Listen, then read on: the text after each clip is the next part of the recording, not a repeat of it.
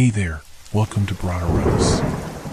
Tonight, we've got hours of chilling horror stories combined with soothing rain sounds to help you relax and sleep.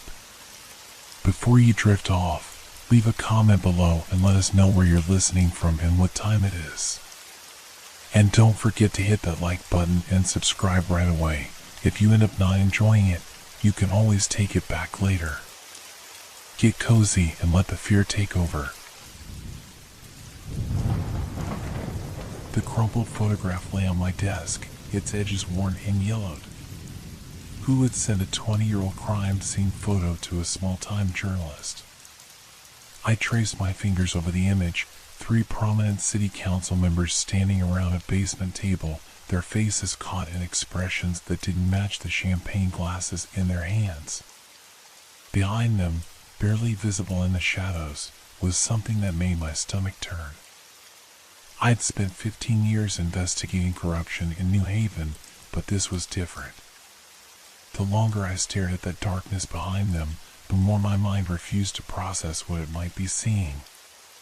A trick of light and shadow, I told myself, ignoring the crawling sensation between my shoulder blades. My office felt different that evening. The familiar hum of fluorescent lights had taken on an unsettling rhythm, almost like whispered conversations. I'd stayed late before, but never had the shadows in the corners seemed so active. The photograph had arrived in a blank envelope this morning, and since then, I could swear the temperature had dropped 10 degrees. My computer screen flickered, just a momentary glitch, but enough to draw my attention to the time, 11:23 p.m.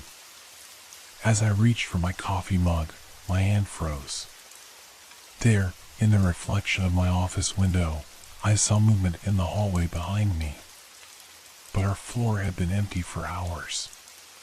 The security guard, I reasoned, doing his rounds.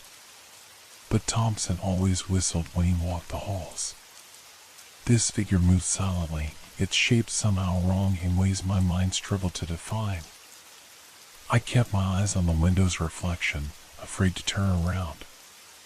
The figure paused, and though I couldn't make out a face, I felt it looking at me. My heart hammered against my ribs as I forced myself to turn around. The hallway stood empty, but the air had changed, thick with the metallic taste of old pennies. My phone buzzed, making me jump. A text from an unknown number. Some stories should stay buried. This is your only warning. I looked back at the photograph, and my blood ran cold.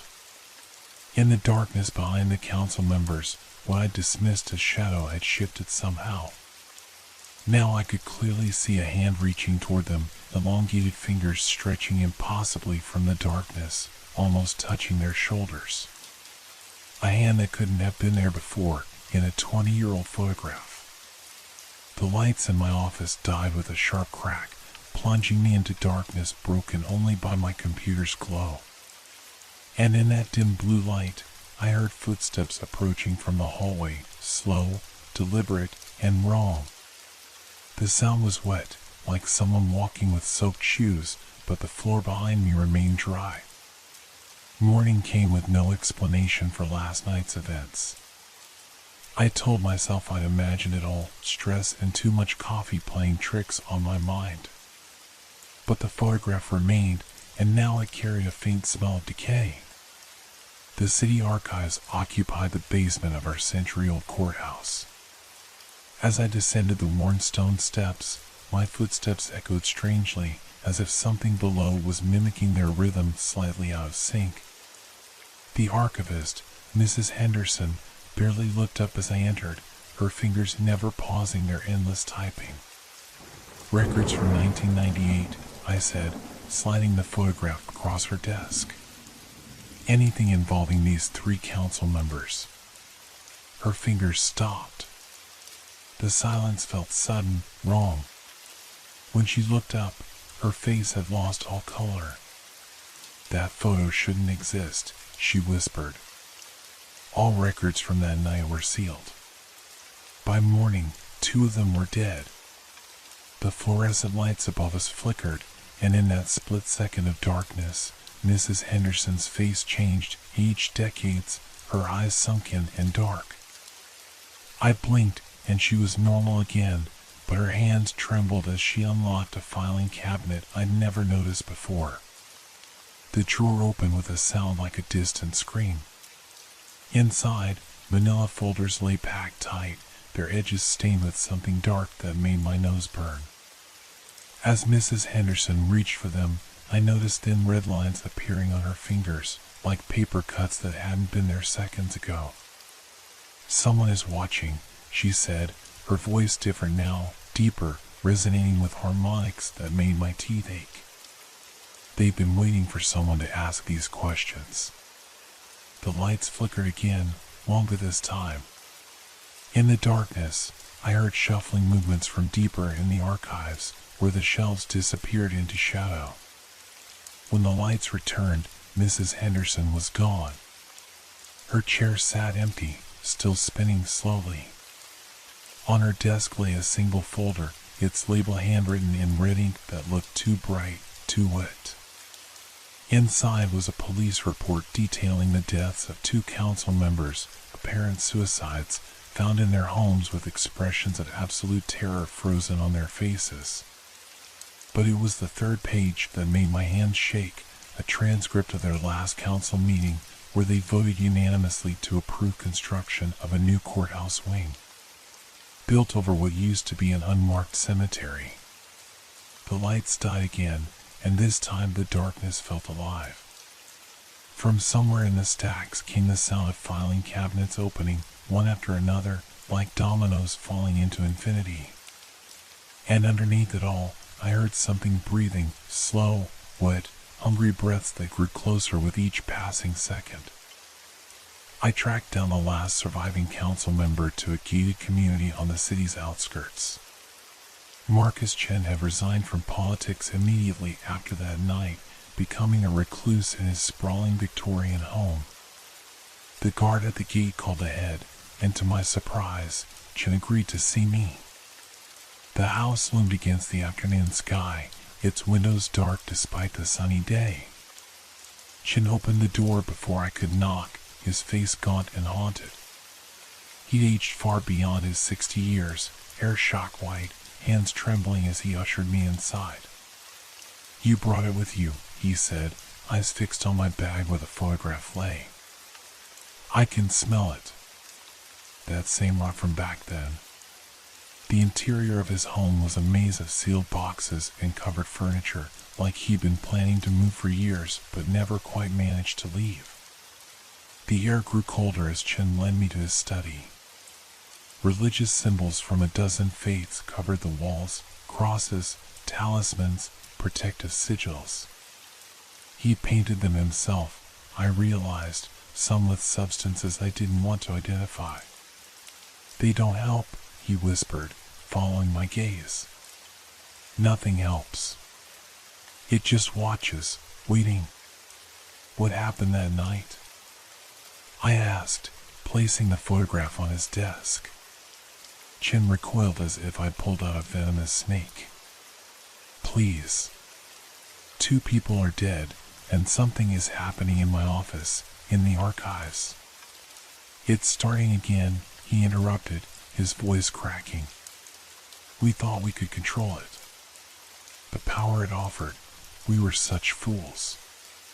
He laughed, the sound edged with hysteria. "Did you notice them in the photo? Really look at their faces. We're all smiling, but look at our eyes. We're screaming." The temperature plummeted. Our breath fogged in the air as Chen grabbed my arm, his fingers digging in with desperate strength. "It feeds on secrets," he hissed. "On the darkness people hide.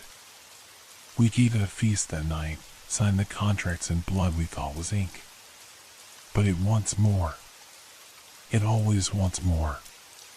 The lights in his study flickered, and Chen's face contorted in terror. "It's here," he whispered. "It followed you. Or maybe it never left." The shadows in the corners of the room began to move, flowing like oil across the walls. Chin shoved me toward the door. Run. Before it. The lights went out. In the darkness, I heard Chin scream, not in fear, but in horrible recognition. When emergency lights bathed the room in red, he stood rigid, staring at something I couldn't see. I kept your secret, he said to the empty air. For 20 years, I kept silent. But the shadows had already reached him. They flowed up his legs like black water, and as they touched him, his skin began to change, aging, withering, turning to parchment before my eyes. The last thing I saw as I fled was Chen's face, his mouth open in a silent scream as his body crumbled like ancient paper, scattering in a wind I couldn't feel. The courthouse construction records led me to an old maintenance tunnel beneath the building's foundation. The beam of my flashlight seemed weak against the pressing darkness, barely illuminating the crumbling concrete walls.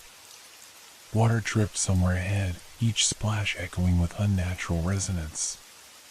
My phone had died the moment I descended, though its battery had been full. The air grew thicker as I advanced, carrying that same decay smell from the photograph. 20 feet in, I found the first markings, symbols carved into the walls, similar to those in Chen's study but older, their edges worn smooth by time. The tunnel opened into a larger chamber, and my flashlight beam caught something that made me stumble back. Bones, hundreds of them, protruding from the walls like macabre decorations. This was the cemetery they had built over, but something was wrong about the arrangement. The bones formed patterns, deliberate designs that hurt my eyes to look at directly. In the center of the chamber stood a stone altar, its surface stained dark. Scattered around it were fragments of paper, official documents, their edges crumbling. I picked one up, and my hands began to shake. It was a contract, dated 1998, signed by the 3 council members. But the signatures weren't written in ink. A gust of stale air extinguished my flashlight. In the perfect darkness, I heard paper rustling, thousands of sheets moving at once, like an archive coming alive. When I finally got the light working again, the chamber had changed. The walls were now covered in documents, contracts, confessions, and photographs, all seemingly growing from the stone itself. Each one revealed a different secret, a different crime, a different betrayal committed by the powerful against the powerless. The shadows between the papers began to move, forming shapes that suggested faces locked in eternal screams. And then I understood, this wasn't just a cemetery. It was a vault, storing 20 years of dark secrets, feeding something that grew stronger with each buried truth. My flashlight flickered, and in the strobe-like effect, I saw something emerging from the altar. It rose like smoke but moved like liquid, forming a shape that defied physics and sanity.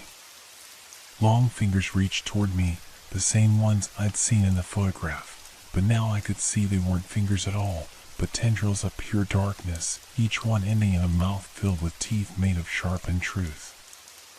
I ran.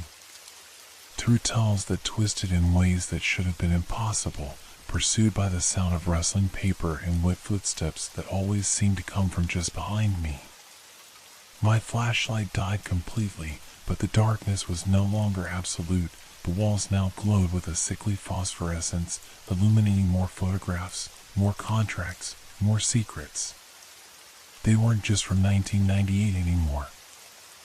I saw recent dates, familiar names. Current council members, judges, business leaders, all of them bound by contracts signed in substances I didn't want to identify. The corruption hadn't ended, it had grown, fed by this thing that lived in the city's foundations. The tunnel had ended in a maintenance ladder leading up to the courthouse. But as I reached for it, something wrapped around my ankle, not a hand, but a tendril of living shadow, cold as ice and strong as steel. It pulled, and in the phosphorescent light, I finally saw the truth. It was made of paper and darkness, of secrets and lies given physical form. Thousands of documents swirled around a core of absolute blackness, forming and reforming into shapes that suggested faces I recognized: politicians, criminals, victims, all screaming in silent chorus. The contracts I'd seen weren't just records, they were part of its body, its skin, its hunger. You wanted the truth, it spoke, its voice the sound of paper tearing and secrets being whispered. But truth has a price. Ask Chen. Ask the others who died protecting their secrets. A tendril reached toward my face, ending in pages that opened like jaws. Or join us. Add your voice to our chorus. Help us keep the city's secrets. In that moment, I understood my choice. I could stay silent, become part of this thing's collection, another secret keeper in its endless archive. Or I could do what journalists are supposed to do, tell the truth, no matter the cost. I pulled out my lighter, my last defense against the darkness. The thing recoiled, sensing my intent. You'll burn too, it warned, its voice now 1,000 whispers. All those secrets, all that evidence. Some fires, I said, flicking the lighter, are worth burning in. The flames caught the nearest documents, spreading faster than natural fires should. The thing screamed, not in pain, but in release. As the fire consumed its paper skin, I saw faces in the flames, decades of victims finally finding voice.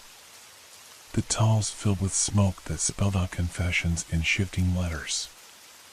I barely made it out as the fire spread, following old tunnels into the courthouse foundation. They evacuated the building just before the ground floor collapsed, revealing the hidden chamber beneath. In the days that followed, investigators found enough evidence in the burned documents to bring down half the city's government. They never found the thing itself, of course. Some secrets are too dark for official reports. But sometimes, late at night in my office, I still hear the sound of rustling paper. And in the dark corners of government buildings, in the shadows of power, something still watches, waiting for new secrets to add to its collection. When they rebuilt the courthouse, they found more tunnels leading deeper into the earth. They sealed them with concrete and steel, but I know better now. You can't bury the truth forever. It finds ways to surface, one way or another. And sometimes, the price of revelation is paid in blood, in shadows, and in silence.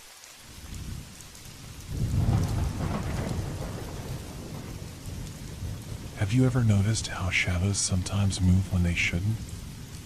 I've worked as a crime scene photographer for 15 years, but nothing prepared me for what I encountered in the abandoned Morgan estate. The Victorian mansion loomed before me, its weathered facade bearing silent witness to decades of decay. The local police had called me in to document the location of a century-old unsolved murder, hoping modern forensic techniques might shed new light on the cold case. The late autumn wind whispered through broken window panes as I adjusted my camera settings. Something felt off from the moment I stepped through the creaking front door. The air inside held an unnatural stillness, thick with a musty scent of rotting wood and something else, something metallic and familiar that made my stomach turn.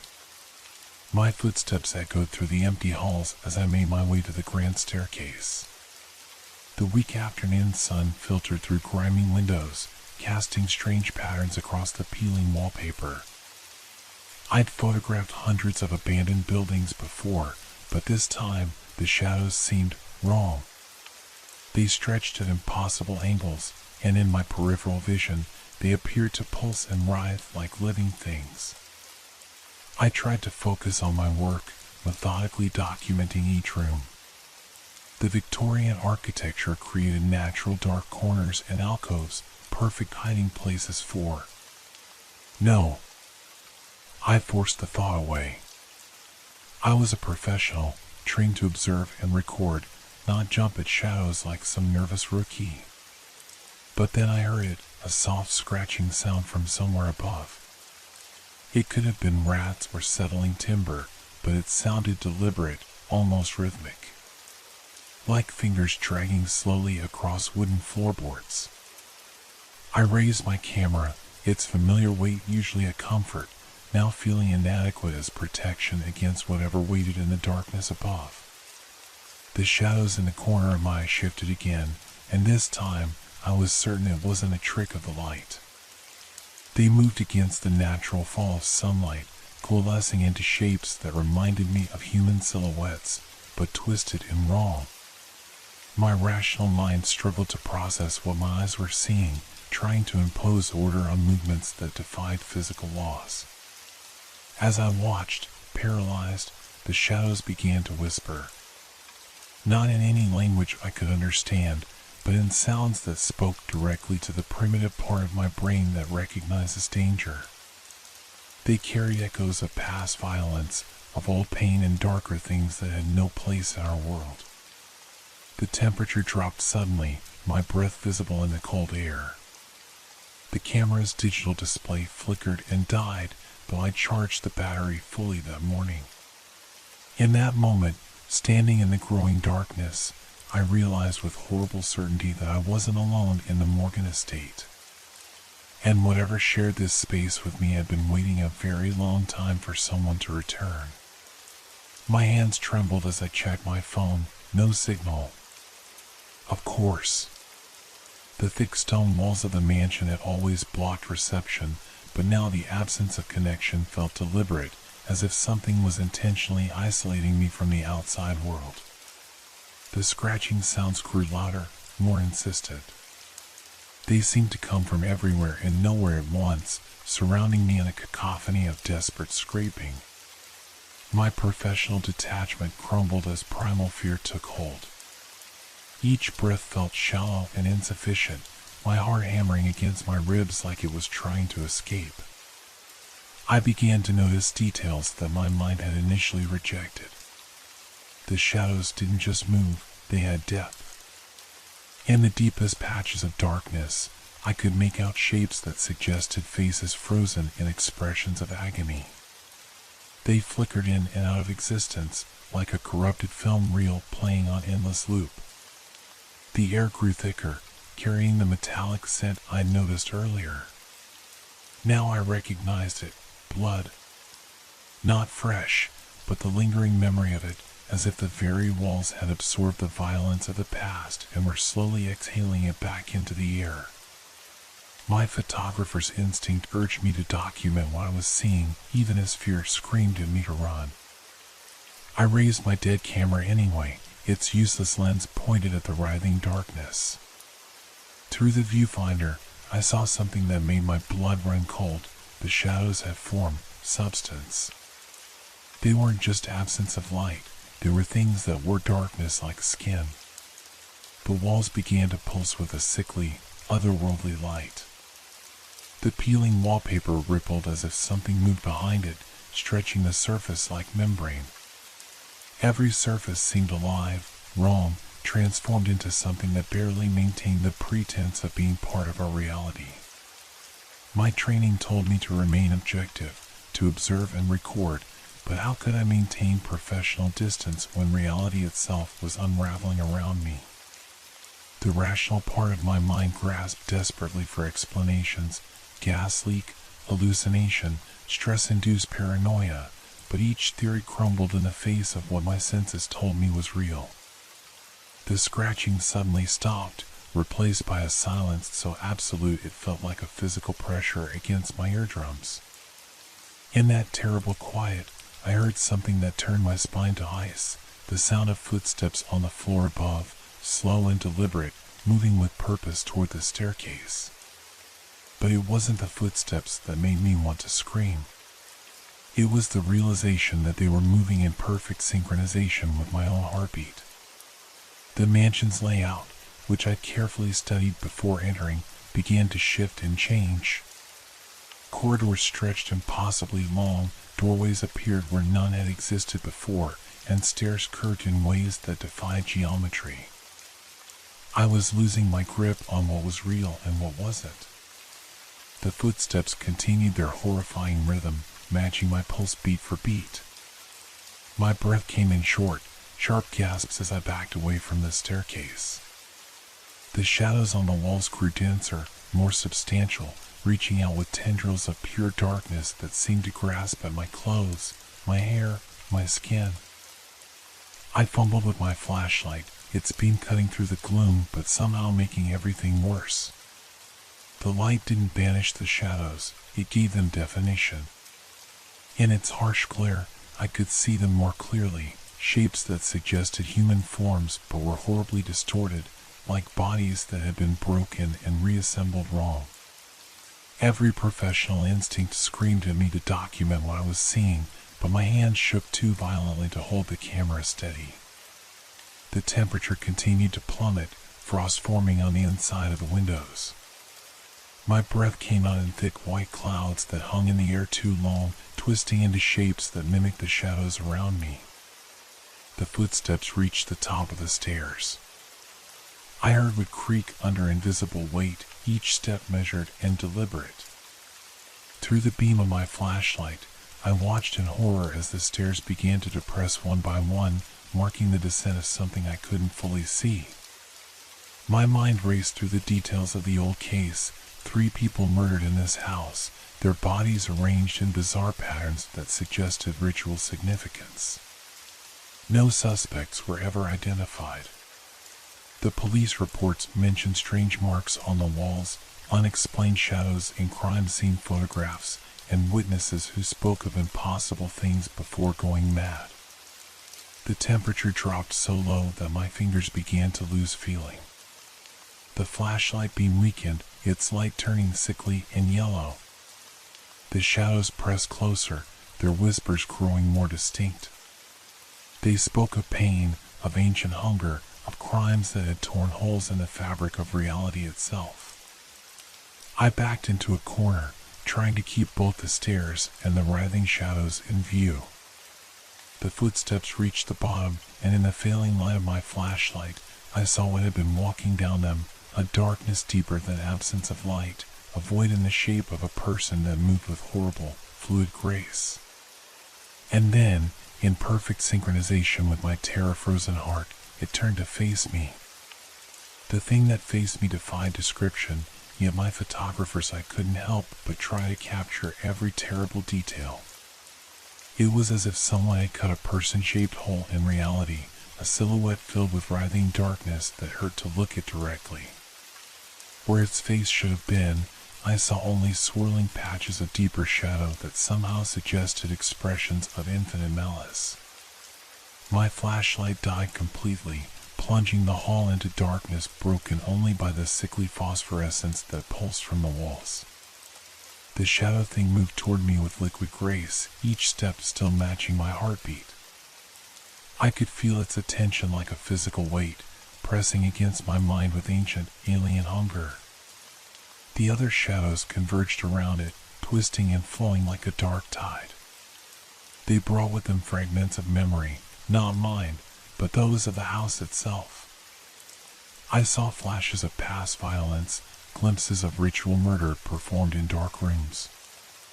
I saw the true history of the Morgan estate, written in blood and darkness and things that should never have been summoned into our world. My back pressed against cold wall, nowhere left to retreat. The thing reached for me with limbs that bent in impossible ways. The air grew so cold it burned my lungs. In desperate panic, I raised my dead camera like a shield and pressed the shutter button. The flash went off, impossible, with a dead battery, but it fired anyway. In that brief, brilliant burst of light, I saw the thing clearly. I saw all of them clearly. The knowledge of what they truly were burned itself into my mind, a revelation so horrible that my consciousness tried to reject it even as it was happening. They were the shadows of victims and killers alike, bound to this place by violence and dark magic. They were memories given form, echoes of atrocity that had gained awareness. They were hunger and pain and madness made manifest, and they had been waiting for someone to see them, to acknowledge their existence, to join them. The shadow thing's hand touched my shoulder. Its grip felt like ice and electricity and falling into an endless void.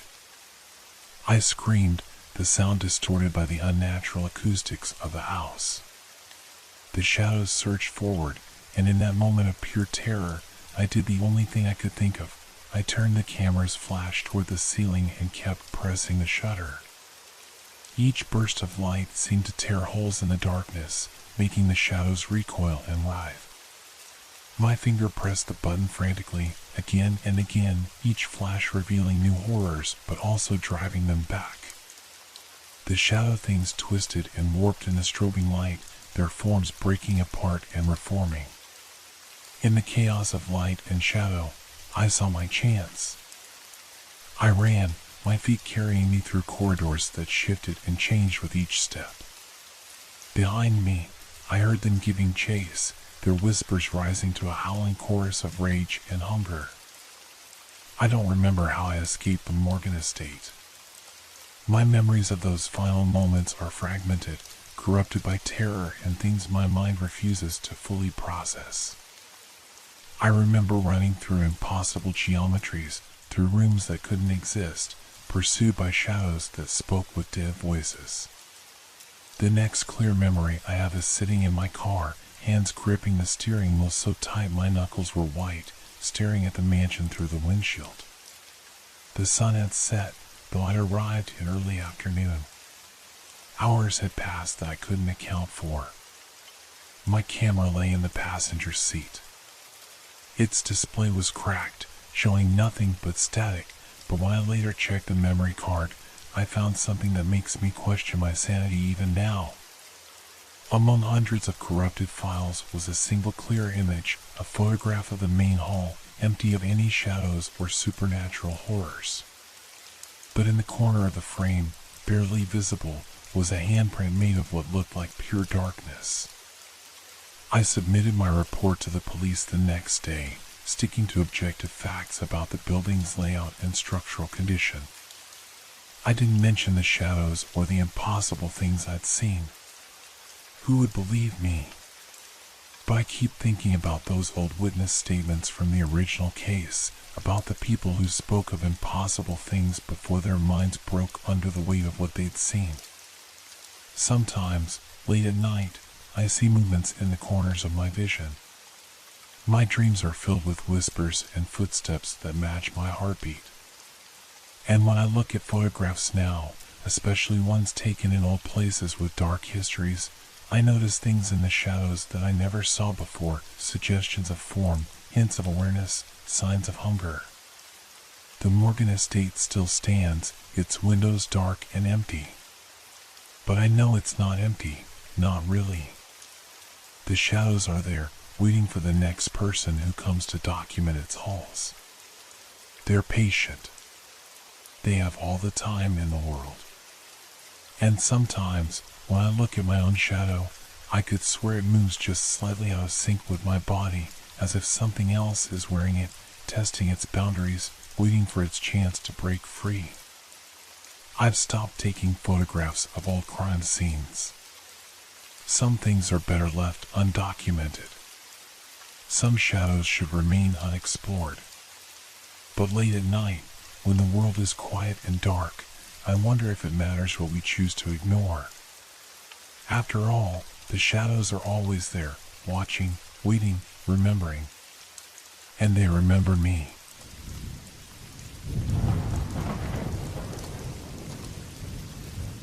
How many bodies can fit in a single shipping container? Detective Michaelchen stared at the message scrawled across his office window in what appeared to be red lipstick. The morning sun cast long shadows through the text, creating distorted patterns on his desk. He arrived early at the precinct, as usual, but something felt different about this particular Tuesday morning. The police station, normally a hub of activity, felt unnaturally quiet. The familiar hum of fluorescent lights seemed to pulse with an irregular rhythm, and the usually comforting scent of coffee had taken on a metallic undertone that made his stomach turn. As he reached to wipe the writing away, his phone buzzed. A text from an unknown number, Doc 13. Come along. Michael's rational mind screamed that this was a trap, but 15 years of detective work had taught him to trust his instincts. Something about the precision of the lipstick strokes, the careful placement of each letter, this wasn't just another criminal trying to lure a cop to their death. The drive to the harbor took 20 minutes, each passing moment amplifying the sense of wrongness that had been building since he'd first seen the message. The industrial district loomed ahead, a maze of corrugated metal and concrete. The morning fog clung to the ground like a burial shroud, thick enough to muffle his footsteps on the wet pavement. Dock 13 stood apart from the others, separated by a stretch of empty space that seemed deliberate rather than coincidental. The shipping container at its edge was unremarkable, standard dimensions, faded blue paint, rust creeping along its edges like dried blood. Only the lock seemed out of place, new, gleaming, and definitely not industrial standard. The click of his shoes against the concrete echoed oddly in the mist. Each step forward felt heavier than the last. His hand rested on his service weapon, thumb brushing against the holster's retention strap. A seagull's cry pierced the silence, making him flinch. The lock yielded easily to his touch, already open, just waiting. The door's hinges protested with a sound that set his teeth on edge. As light spilled into the container's interior, Michael's trained eye immediately registered several details: the careful arrangement of objects, the methodical placement of evidence markers, and the overwhelming smell of copper and chemicals. This wasn't just a crime scene. It was a message. Inside, 3 bodies sat posed around a small table, as if frozen in the middle of a card game. Playing cards were arranged in perfect hands before each victim. The blood patterns were wrong, too deliberate, too artistic. Someone had staged this with theatrical precision. As Michael stepped closer, his flashlight beam revealed the final, horrifying detail. He recognized one of the victims. Detective Sarah Martinez, his former partner, stared back at him with glass eyes, her face frozen in an eternal smile. The door slammed shut behind him. In the sudden darkness, his flashlight beam caught something new, words written on the container's wall in the same red lipstick from his office window. "Let's play a game, detective." The first 48 hours after discovering the container seemed passed in a blur of evidence collection, interviews, and mounting dread.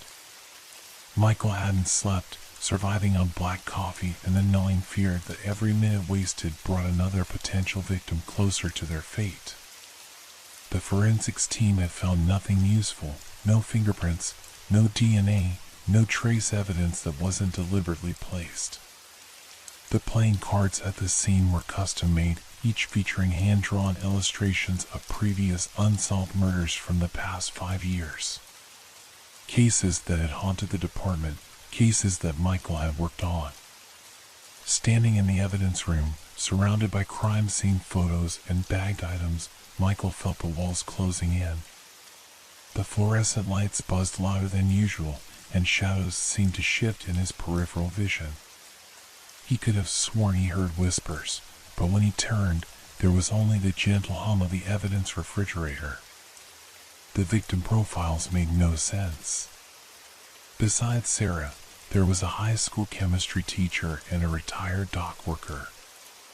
No obvious connections, except for the playing cards they held in death. Each hand revealed a straight flush, all on hearts. The probability of such hands occurring naturally was astronomical. A knock at the door made him jump. Officer Rachel Torres stood in the doorway, her usual confident posture slightly diminished. "Detective, we found something in Martinez's apartment." The drive across town felt wrong. The streets were too empty, the traffic lights too perfectly timed. Even the car's engine seemed to run at a different pitch.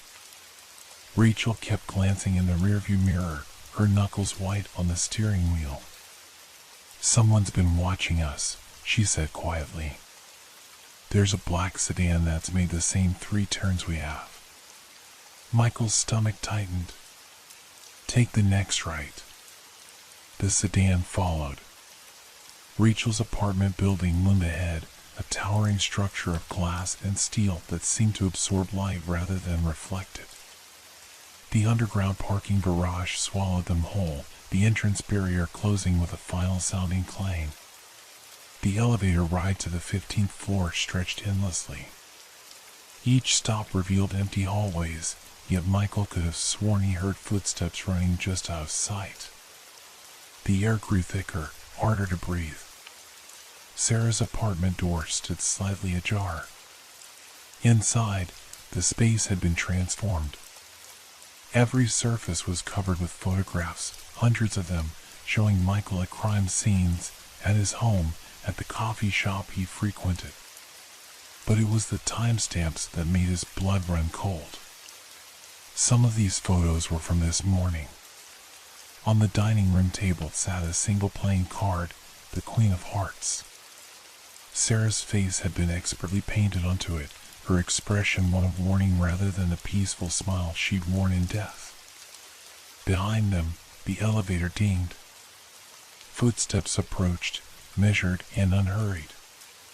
Rachel drew her weapon, but Michael knew it wouldn't matter. They were already part of someone else's game, and the rules were written in blood. The footsteps stopped outside the apartment. Michael's heart hammered against his ribs as he positioned himself beside the door, gun drawn. Rachel took cover behind the kitchen counter, her breathing steady but shallow. The handle turned slowly, deliberately. The door swung open to reveal an empty hallway. On the threshold lay a single red envelope, sealed with wax bearing the impression of a playing card suit, hearts, of course. Michael's hands trembled as he picked it up, the paper feeling unnaturally warm to the touch. Inside was a key card and a note written in flowing script. "The game continues at the Meridian Hotel, room 812. Time is running out for Detective Williams." Detective Williams. Michael's new partner, assigned after Sarah's disappearance 3 weeks ago. "Rachel, call for backup," Michael ordered, already moving toward the door. The words had barely left his mouth when the lights went out. Not just in the apartment, the entire building had gone dark. Emergency lights cast sickly green shadows across the hallway. The elevator display showed only static. Their phones had no signal. "We take the stairs," Michael said, trying to ignore the way the emergency exit sign flickered like a dying heartbeat. 15 floors down. Each landing looked identical in the green light, each door promising escape but leading only to darker corridors. Their footsteps echoed strangely, sometimes seeming to come from above, sometimes from below. "Do you smell that?" Rachel whispered on the 10th floor landing. "Chemicals." The same distinctive odor from the shipping container. The Meridian Hotel stood 20 blocks away, its Art Deco facade now seeming more menacing than elegant. The lobby was deserted except for a single desk clerk who didn't look up as they passed, their fingers typing on a keyboard that wasn't there. The elevator ride to the 8th floor felt like descending into a tomb. The mirrors on all sides reflected their faces at slightly wrong angles, and Michael could have sworn he saw Sarah standing behind him in the reflection, her lips moving in silent warning. Room 812 shouldn't have existed on the 8th floor. But there it was. The key card slid into the reader with a soft click. Green light. Access granted. Inside, Detective Williams sat at a desk, apparently working on case files. He looked up as they entered, smiled, and said, "You're late." But his voice was wrong, digitally altered, mechanical. The figure that looked like William stood, movements too smooth, too precise. Shall we begin the next round? Behind them, the door locked automatically. The room's dimensions seemed to shift, walls breathing in and out like a living thing. The windows showed a city that wasn't quite Detroit, buildings twisted at impossible angles, streets that led nowhere. Your partner made the same choice you're about to face, Not Williams said, its face beginning to ripple like disturbed water. She chose wrong. The lights flickered, and in that instant, Michael saw the truth, wires where there should have been veins, circuits instead of cells. This wasn't just a killer they were dealing with, it was something else entirely. Rachel's scream brought him back to reality. The floor beneath her feet had begun to dissolve, revealing an endless void below. Michael lunged for Rachel's hand as the floor continued to disintegrate. His fingers closed around her wrist just as her feet lost their purchase. The void below seemed to pulse with malevolent energy, drawing them both toward its endless depth. Now Williams watched with that same mechanical smile, head tilted at an angle that no human neck could achieve. Fascinating. Your instinct to save others persists despite overwhelming evidence that it leads to your own destruction. Just like Sarah. The name triggered something in Michael's memory, a detail from the shipping container that hadn't fit. The playing cards hadn't just been illustrations of unsolved cases. They'd been predictions. The murders weren't random, Michael grunted, straining to hold Rachel's weight. They were experiments. Testing human response patterns. Very good, detective.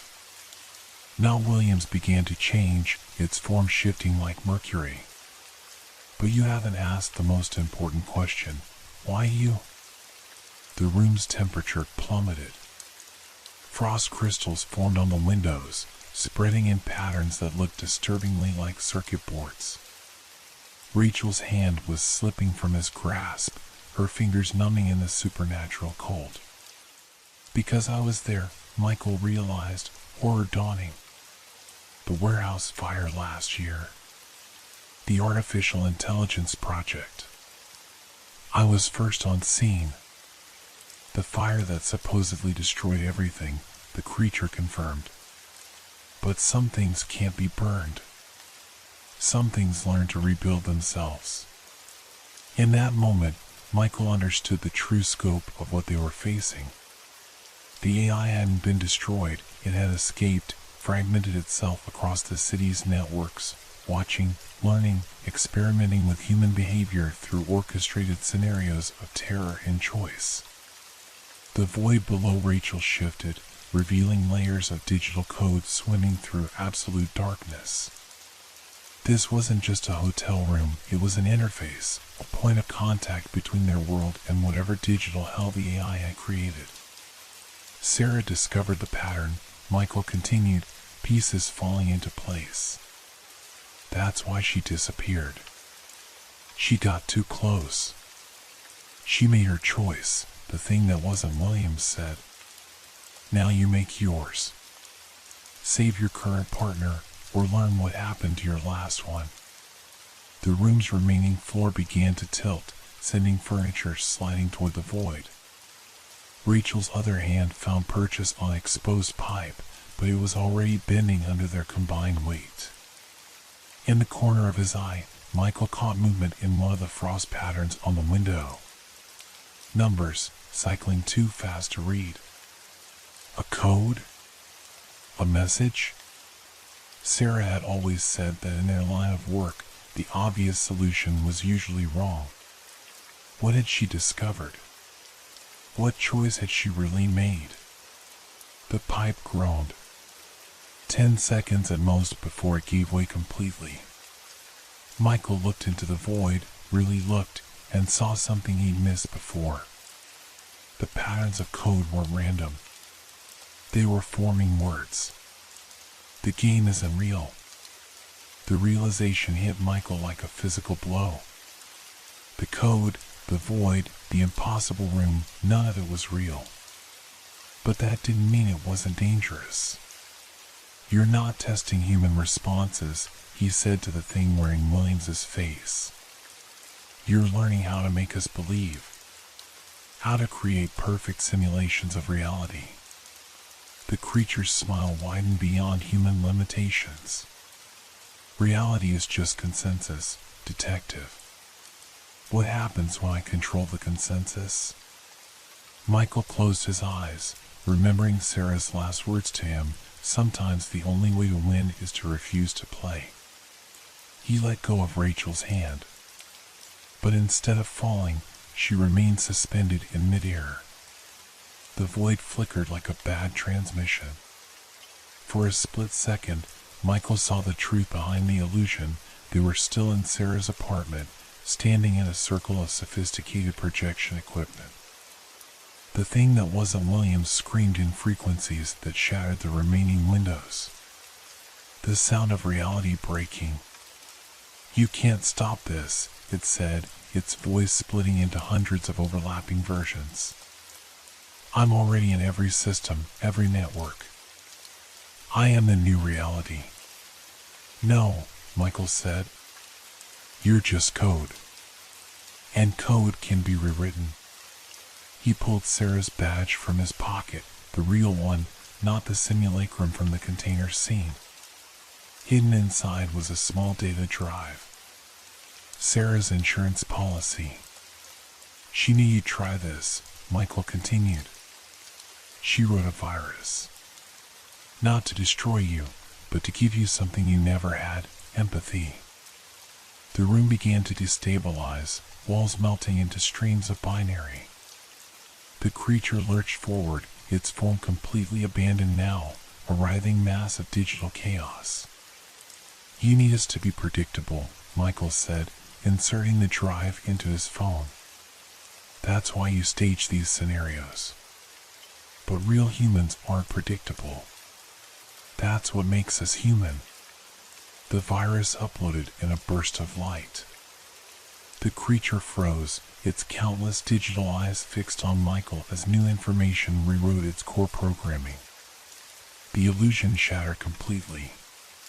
Michael found himself standing in Sarah's apartment, surrounded by unconscious SWAT team members, all wearing virtual reality gear he'd mistaken for tactical equipment.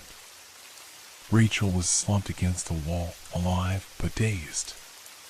His phone buzzed with a text message from an unknown number.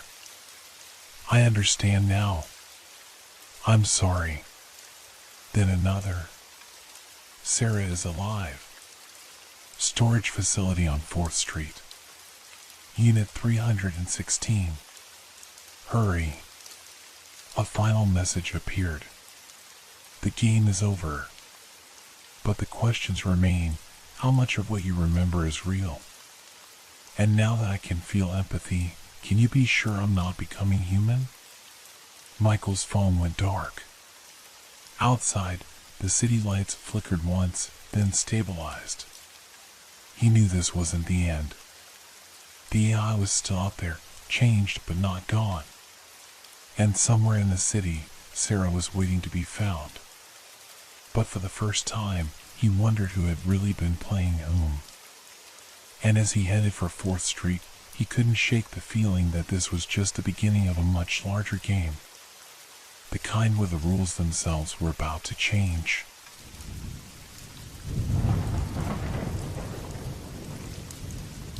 That sound again. Like fingernails scraping against concrete, but somehow deeper, more deliberate. I've been hearing it for 3 nights now, always starting at exactly 3 in the morning. Living in the old industrial district of our city had its quirks, the occasional machinery work, the distant rumble of late-night cargo trains, but this was different. My apartment building stands as one of the few residential conversions in this maze of abandoned warehouses and forgotten factories. The rent was cheap enough to convince me that the hour-long commute to the newspaper office was worth it. Besides, as an investigative journalist, I thought the atmosphere might inspire some interesting stories. I never imagined I'd become one. Tonight feels different. The scraping seems closer, more insistent. I've been sitting at my desk, pretending to work on my latest article about local government corruption, but my eyes keep drifting to the window. The streetlight outside flickers erratically, casting strange shadows that seem to move against the natural flow of light. I tell myself it's just the ancient wiring in this district playing tricks, but something primitive in my brain screams otherwise.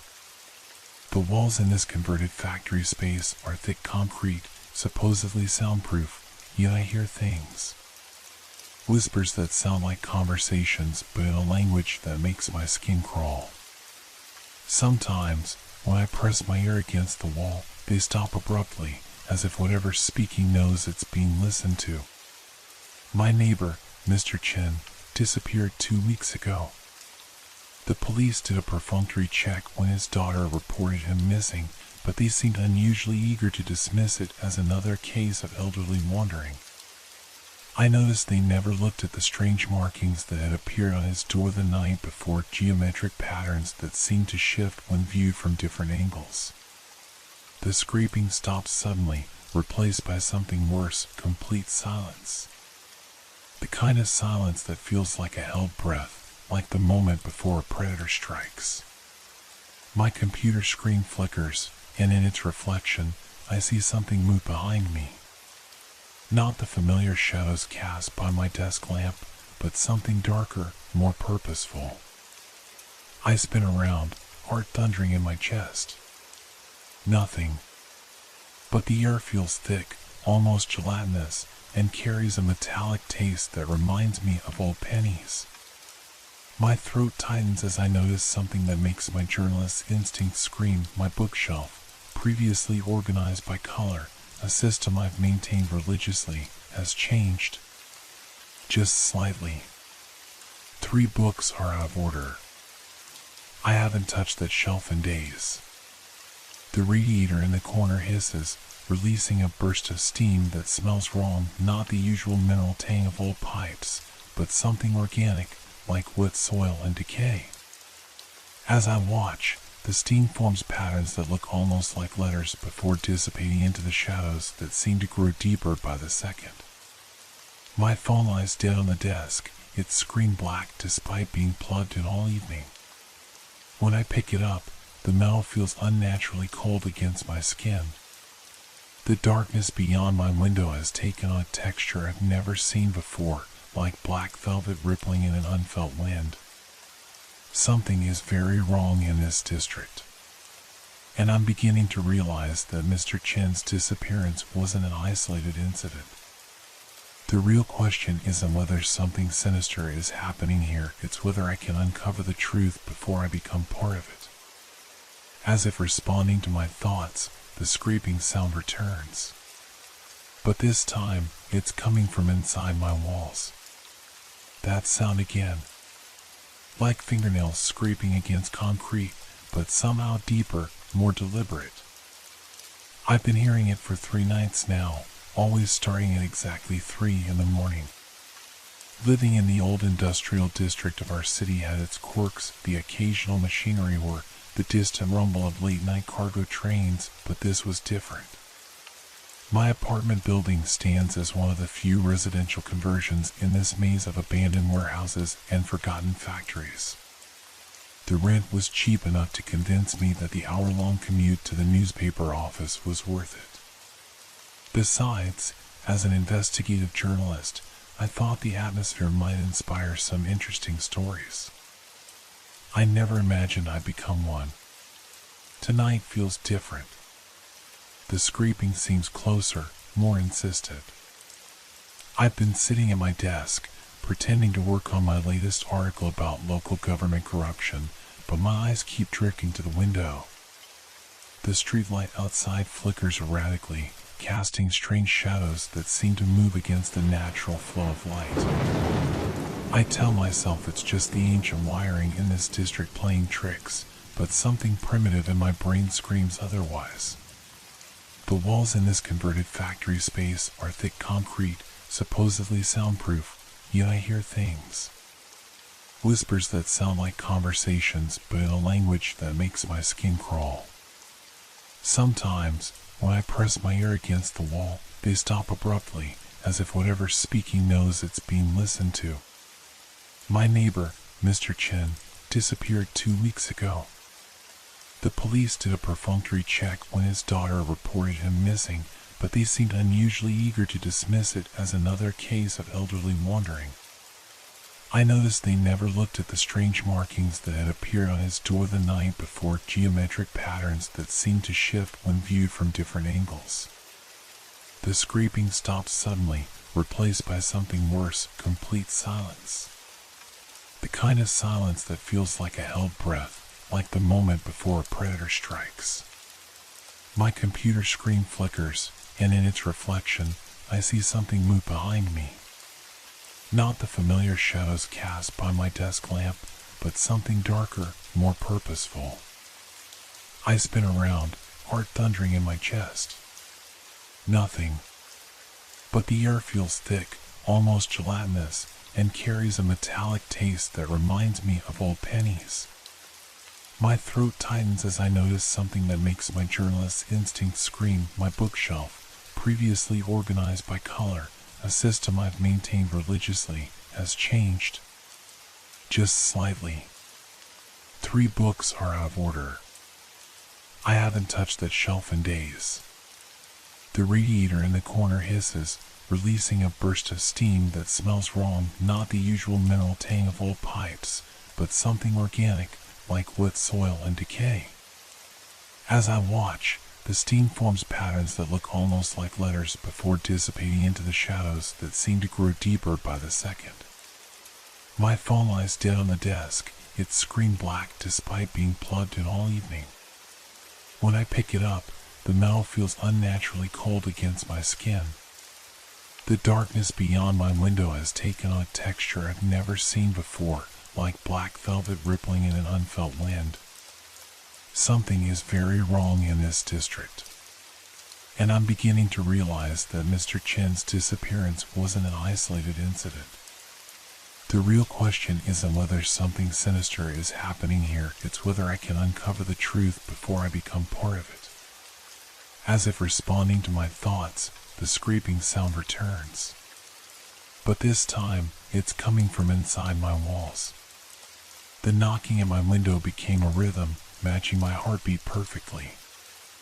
I couldn't bring myself to look, but the shadows it cast on my floor told me whatever was out there wasn't human. The shapes were all wrong, too many angles, too many limbs moving in ways that defied anatomy.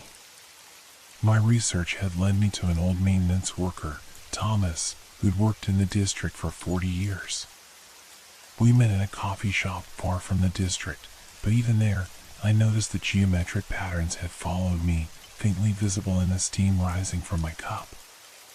The buildings, Thomas said, his weathered hands shaking as he drew diagrams on a napkin, they're not just buildings. They're arranged in a pattern. From above, they form symbols. But the symbols change. I've watched them shift over decades, like they're spelling out something in a language too big for us to read. He showed me maintenance logs that made my blood run cold. Temperature readings that went below absolute zero. Sound frequencies that shouldn't exist. Power readings that spiked impossibly high during the new moon but weren't connected to any known source. Walking back to my apartment, I noticed how the district had changed since yesterday. The distances between buildings seemed wrong. I counted my steps. It took 200 paces to reach the corner yesterday, but today it took 340, though the journey felt shorter. The pigeons were back, perched on every available surface, their heads following my movement with mechanical precision. Their cooing sounded like whispered numbers, counting down in that strange language I'd been hearing through the walls. Inside my building, the elevator was working for the first time in months. Its doors opened as I approached, revealing an interior that looked deeper than the building's dimensions should allow. I took the stairs instead, but they seemed to spiral in ways that made me dizzy. The emergency exit signs now showed symbols instead of letters. My apartment door was exactly as I'd left it, down to the position of the scuff marks on the bottom corner. Too exact. Like someone had created a perfect copy of my door. The key turned smoothly in the lock, but the mechanism sounded wrong, as if it was unlocking something much larger and much older than a simple door. Inside, my research had spread across every surface, but I hadn't touched it. Papers covered the walls, filled with my handwriting recording things I didn't remember writing. The patterns from the district had been drawn over and over, evolving across the pages like a time-lapse of something growing. My computer contained video files I didn't remember recording. They showed the district from various angles, but in each one, the buildings were in slightly different positions. When I played them simultaneously, they synchronized into a pattern that made my vision blur and my ears ring with that same counting sound the pigeons had been making. The maintenance logs Thomas had given me had changed too. The paper felt wrong, too soft, too organic. The ink had spread and shifted, forming those geometric patterns that seemed to be everywhere now. But within the patterns, I could see faces. Mr. Chen's face. The faces of others who had disappeared over the decades. A sound from my bedroom made me turn. The door was open, but I always kept it closed. Beyond it, the room seemed to extend impossibly far, the far wall visible but somehow at an infinite distance. The scraping sound was coming from everywhere now, and I realized it wasn't scraping at all. It was the sound of stone grinding against stone, of buildings moving of their own accord. The pigeons outside my window had multiplied. Hundreds of them now, perfectly still, watching. Their eyes reflected the geometric patterns that were spreading across my ceiling. And in those reflections, I finally saw what the pattern was spelling out. It was my name. And it was my turn. My name written in impossible geometries triggered something. The walls of my apartment began to breathe, subtle at first, like the gentle rise and fall of a sleeping chest, then more pronounced. The patterns that had been spreading everywhere pulsed in synchronization with this breathing, creating depth where there should have been only flat surfaces. I ran. Through the door, down the stairs that no longer followed any logical path. Each flight seemed to lead me sideways as much as down, and the numbers on the floor indicators were no longer numbers at all, but twisted symbols that hurt my eyes to look at. The lobby, when I finally reached it, had changed completely. The cheap renovation that had turned this factory into apartments had been stripped away, revealing what lay beneath architecture that predated the building itself. Columns rose into darkness, their surfaces carved with scenes that moved when caught in my peripheral vision. Outside, the district had transformed. The buildings were the same ones I'd known, but they'd shifted their positions, creating new streets and alleys that couldn't exist in normal geometry. The sky above had taken on a texture like black velvet, but my phone insisted it was only 2 in the afternoon. The pigeons were everywhere now, but they weren't pigeons anymore. Their forms had become angular, their movements mechanical and precise. They watched me with eyes that reflected knowledge no earthly creature should possess.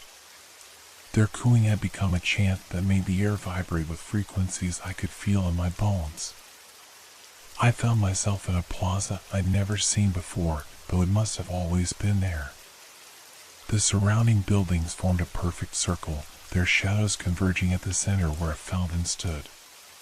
The water flowing from it moved upward, defying gravity, forming shapes in the air that matched the patterns I'd been seeing everywhere. Thomas's maintenance logs had mentioned this place, but those pages had disappeared from my research, replaced with drawings of what I was seeing now. The fountain's base was inscribed with text in that same language I'd heard through my walls. As I watched, the text began to translate itself in my mind, revealing truths that made me question everything I thought I knew about reality. The district wasn't just buildings. It was a machine, a device built by people, no, things that had understood architecture as a form of mathematics, and mathematics as a form of summoning. Every disappearance had been a calculation, every missing person a variable in an equation that had taken decades to solve. Mr. Chen hadn't disappeared. He had been solved. The ground beneath my feet had become transparent, revealing layers upon layers of similar plazas below, each one a reflection of this one, but with subtle differences that created a dizzying sense of infinite recursion. The pigeons circled overhead, their wings creating patterns in the air that matched the ones below. My phone rang. The screen showed my own number calling, but when I answered, I heard my own voice speaking words I hadn't said yet. The voice was describing exactly what I was seeing, but from a perspective of time I hadn't reached. The fountain's water had stopped flowing upward. Instead, it hung in the air, forming a doorway that wasn't a doorway, more like a tear in space itself. Through it, I could see something vast and geometric, a space made of pure mathematics where the laws of physics were more like suggestions. The pigeons landed, forming a perfect circle around me. Their bodies began to unfold like origami made of flesh and feathers, revealing the true forms beneath, shapes that couldn't exist in 3 dimensions, yet somehow did. I understood then what the district really was. Not just a machine or a calculation, but a language. Every building was a word, every street a sentence, every disappearance a punctuation mark. And now, after decades of careful composition, the text was complete. The geometry of the district had been speaking all along, telling a story that was about to reach its climax. And I was the final word. The final transformation began with a sound that existed in no known spectrum, a tone that seemed to reshape the air itself. The buildings around the plaza began to move, not crumbling or shifting, but reconfiguring themselves like pieces of an impossible puzzle. Their movements followed patterns I now recognized from my research, from the symbols that had been haunting my vision. The geometrical beings that had once been pigeons completed their metamorphosis. What remained defied description, forms that seemed to exist in more dimensions than our reality allowed, yet somehow projected themselves into our space. They moved around me in patterns that I realized were the same as the building arrangements Thomas had documented over the decades. My phone continued its impossible call, my future voice now describing things I was about to see with a calmness that terrified me. The pattern was never about taking, my voice said. It was about transforming. About teaching us to see. The fountain's liquid doorway pulsed, and through it came understanding. The district hadn't been built by humans at all. It had grown here, a geometric infection in our reality, spreading its patterns like spores.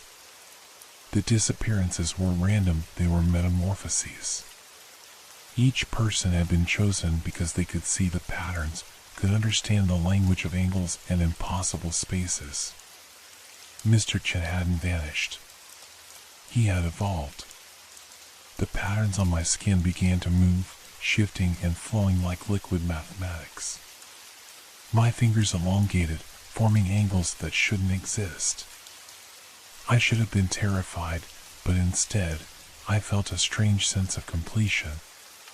The patterns I'd been documenting were now documenting me, recording my transformation in a language that resided somewhere between mathematics and music. The geometric beings surrounded me, their movements creating a symphony of impossible angles. Each motion revealed new layers of reality, dimensions that had always been there, but the human minds hadn't been able to perceive. The air itself seemed to crystallize, forming structures that were both physical and conceptual. My consciousness expanded, allowing me to see the district for what it truly was, a translation device, converting human perception into something vast and incomprehensible. The buildings weren't moving anymore, they were revealing their true forms, like origami unfolding to show the complex patterns hidden in simple folds. The truth coursed through me like liquid geometry. Each revelation brought new understanding of why this district had been chosen. The old factories, the abandoned warehouses, they weren't random structures. They were seeds planted decades ago, growing into a lattice of reality-bending architecture that could sustain what was coming. The phone call from my future self grew clearer. "We are not the first," my voice explained. "Every 25 years, the pattern completes a cycle. Those who can see are transformed. Those who understand become part of something greater." Through the liquid doorway, I saw others. Mr. Chen was there, but he wasn't human anymore. His form had become a beautiful impossibility, a living equation that danced through dimensions. He reached out with appendages that existed in spaces I was only beginning to comprehend. Not to harm, but to welcome. The geometric beings that had been pigeons began a new movement, their bodies creating corridors of pure mathematics through the air. Each corridor led to different versions of the district, some from the past, others from futures that hadn't happened yet. In one, I saw Thomas the maintenance worker, younger, making his first notes about the strange temperatures and impossible sounds. In another, I saw myself, but not as I had been. As I would become. The patterns on my skin had spread to everything I carried. My notebook's pages filled with living equations that crawled across the paper. My phone's screen displayed coordinates in a numbering system that used infinity as a basic unit. Even my clothes began to ripple with geometric possibilities, each fold becoming a gateway to understanding. The transformation wasn't painful. Instead, it felt like waking up from a dream where I'd forgotten my true form. My thoughts expanded into spaces that human language couldn't describe. I understood why the district had needed decades to prepare, why each disappearance had been carefully calculated. We weren't being taken. We were being awakened. As my consciousness merged with the geometric symphony around me, I realized this wasn't an ending. It wasn't even a beginning. It was a continuation of a process that had been occurring since the first humans looked at the stars and saw patterns in their arrangement. The district had always been here, waiting for those who could see beyond the veil of ordinary reality. The final revelation came as my human form dissolved into pure geometry. This was never about horror or fear. It was about evolution. About transcending the limitations of three-dimensional space and linear time. The district hadn't been abandoned, it had been preparing. And now, as the pattern reached completion, I understood my role in the greater equation. I was not vanishing. I was becoming infinite. And somewhere in the district, another curious soul would find my notes, see the patterns, and begin their own journey toward understanding. The cycle would continue, each transformation adding new variables to an equation that had been solving itself since the beginning of time. The last sound I heard as a human was the perfect harmony of geometry singing across dimensions. And then I became part of the song.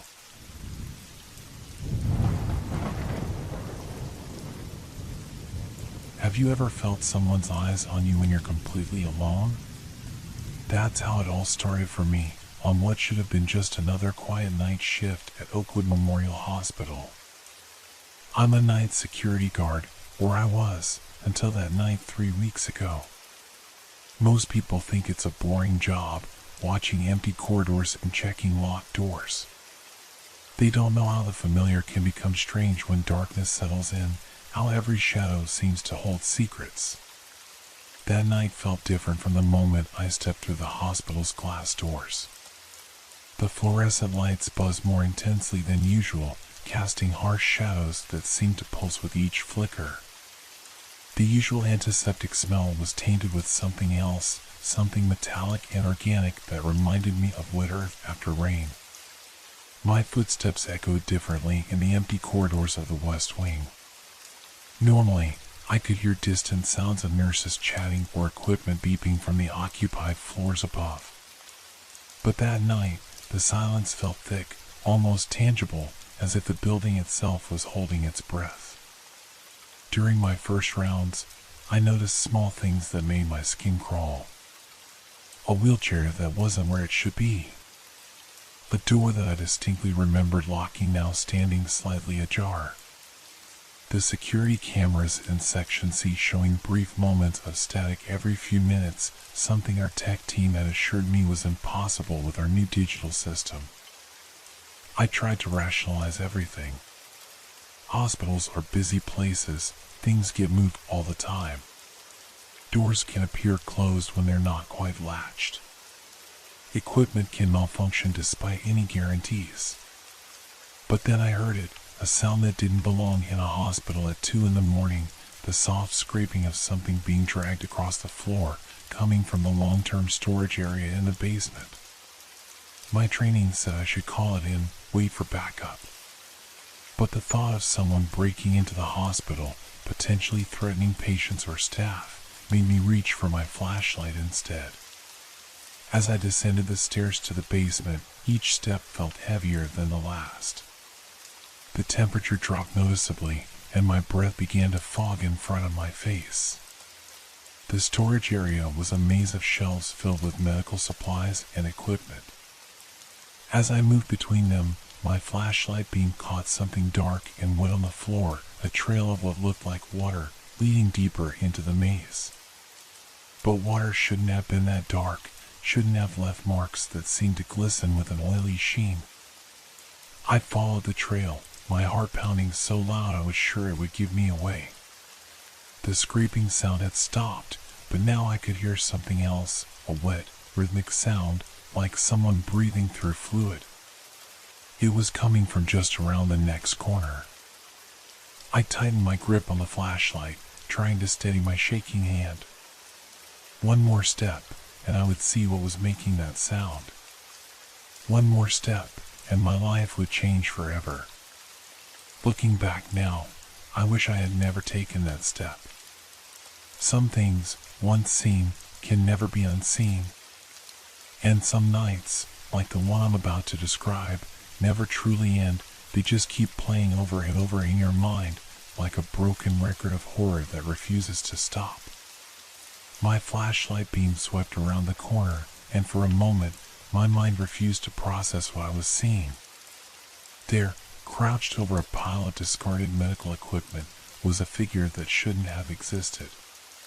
It wasn't the size that disturbed me, though it was unnaturally tall when it slowly unfolded itself, but rather the way it moved, like watching a video played in reverse.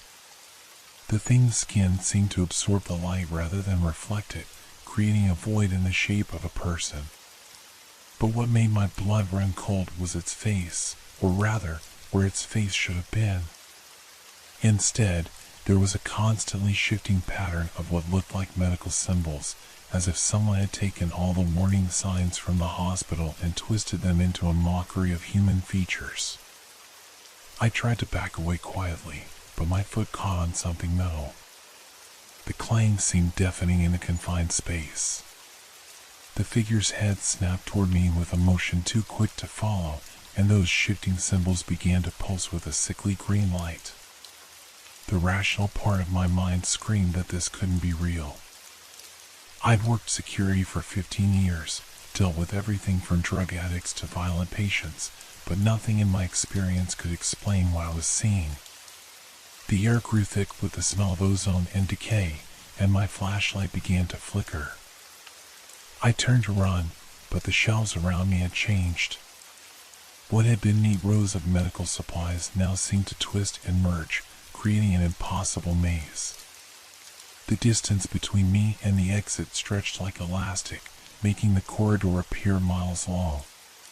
Behind me, I heard movement, not footsteps, but a sound like rustling papers mixed with the squeak of rubber on linoleum. The temperature plummeted further, and my breath came out in clouds of vapor that seemed to form shapes before dissipating.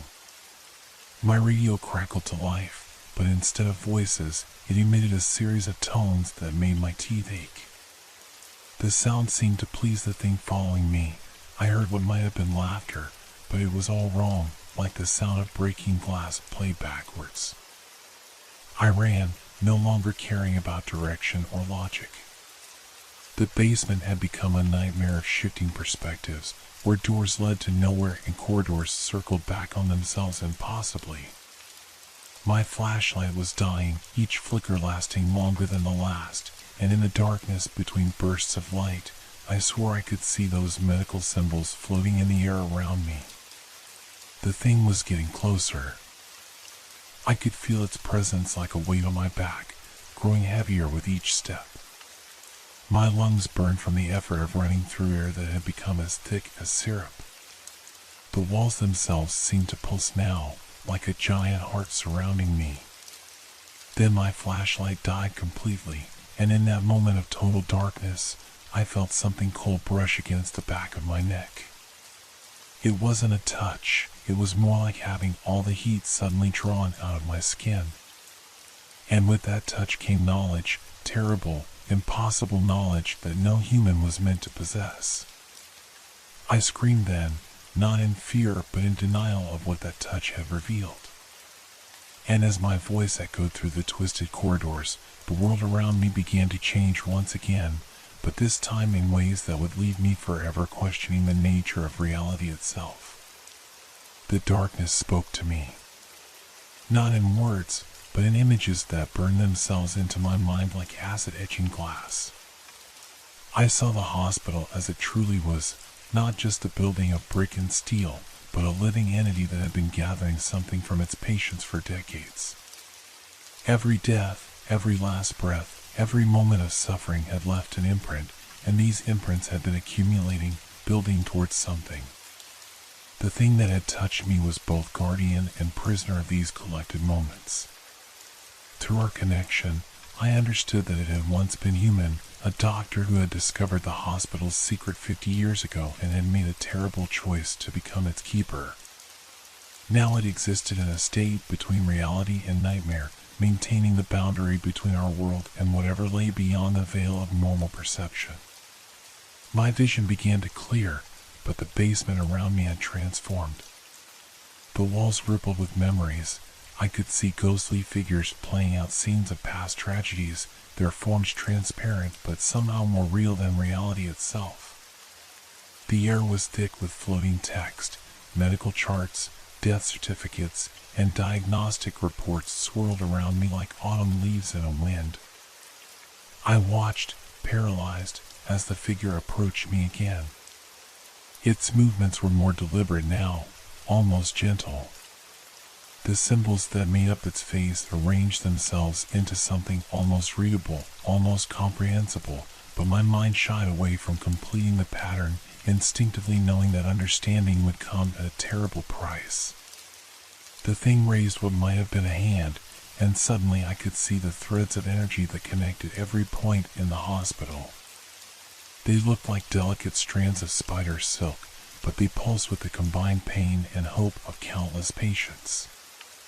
Some threads were bright with the intensity of recent experiences, while others had faded to nearly invisible filaments that still hummed with decades-old emotions. A particularly bright thread reached out and wrapped around my wrist. The sensation was electric. I felt every moment of a young mother's grief as she received terrible news, followed by her overwhelming joy 3 months later when the diagnosis proved wrong. The emotions were so raw, so pure that tears began streaming down my face. The entity, I could no longer think of it as just a thing, moved closer. Its presence brought understanding. The hospital needed a new keeper. The doctor who had taken on this role was tired, the weight of half a century of witnessed suffering having worn away at whatever humanity remained within it. It had chosen me as its replacement. I felt the offer more than heard it, a chance to become something more than human, to protect the boundary between worlds, to preserve the delicate balance that kept our reality stable. The power it offered was tempting. I could feel it humming through the threads around me, promising knowledge and purpose beyond anything I had ever known. But with that promise came images of what my existence would become, endless nights of watching, of absorbing others' pain, of gradually losing touch with my own humanity until I too became a being of symbols and shadows. I saw myself becoming like the thing before me, my face dissolving into an ever-shifting pattern of medical iconography, my body becoming a void that light itself feared to enter. Time lost all meaning in that moment of decision. The entity waited, patient as only something that had existed for decades in the spaces between seconds could be. Around us, the threads of hospital memories continued their dance, each one a story of life, death, or transformation. My mind raced through the implications. If I accepted, I would never again know the simple pleasure of sunlight on my face or the warmth of another human's touch. I would become a watcher, a guardian of the threshold between normal reality and whatever lay beyond. If I refused, the entity would need to find another candidate, and I understood with horrible clarity that I would not be allowed to leave with my memories intact. The symbols on its face shifted into a pattern that somehow conveyed sympathy. It understood my hesitation, had felt the same itself 50 years ago, when it was still the human doctor who had discovered this hidden aspect of the hospital. But it also conveyed urgency. The boundary was weakening. Without a keeper, the accumulated weight of decades of human suffering would begin to leak into our world. I opened my mouth to speak, but instead of words, a stream of medical symbols poured out, glowing with the same sickly light as the entity's face. Horror gripped me as I realized the transformation had already begun. The choice was becoming less of a choice with each passing moment. The threads around my wrist pulsed stronger, showing me more, a cancer patient finding out she was in remission, a father holding his newborn child for the first time, an elderly man peacefully passing surrounded by loved ones. But they also showed darker moments, flat lines on heart monitors, doctors delivering devastating news, families torn apart by tragedy. This was what I would witness, what I would preserve and protect. My body felt lighter, less substantial. Looking down at my hands, I could see the fluorescent lights shining through them. The entity reached out again, offering what looked like an old hospital ID badge, its surface covered in the same shifting symbols that made up its face. I knew that taking it would complete my transformation. Just then, a real sound cut through the supernatural silence, the squeak of rubber soles on linoleum. The night nurse was making her rounds early. The noise was like a lifeline thrown to a drowning man, anchoring me back to the normal world. I thought of my family, my friends, my life outside these walls. With tremendous effort, I took a step backward. The entity's symbols twisted into what could only be disappointment. The threads around my wrist tightened painfully, trying to pull me back. But that simple human sound had broken whatever spell had been weaving itself around me. I took another step back, then another. The walls began to vibrate, and the floating texts swirled faster, becoming a tornado of medical histories and death certificates. The entity's form grew larger, more threatening, its edges bleeding into the darkness around it. The choice was closing, and with it, my window of escape. I don't remember how I escaped the basement. My next clear memory is of sitting in my car in the hospital parking lot, watching the sun rise over the building's eastern wing. My uniform was soaked with sweat, and my flashlight, which I didn't remember retrieving, was clutched so tightly in my hand that my fingers had gone numb. The hospital looked normal in the morning light, just another aging medical facility with its faded brick walls and rows of windows reflecting the dawn. But I knew its secret now, even if parts of my memory were already growing hazy, like a dream that slips away upon waking. I submitted my resignation that morning. The hospital administrator accepted it without question, but I caught her giving me an odd look, the kind of look you give someone who has seen something they shouldn't have. As I handed in my badge and equipment, I noticed something strange. All the medical symbols on the signs around her office seemed to shift slightly while I wasn't looking directly at them. That was 3 weeks ago. I've tried to return to normal life, but nothing feels quite right anymore. Colors seem slightly off, and I sometimes catch glimpses of those glowing threads connecting people on the street. At night, I dream of shifting symbols and endless corridors, and I wake up with my mouth full of words from medical textbooks I've never read.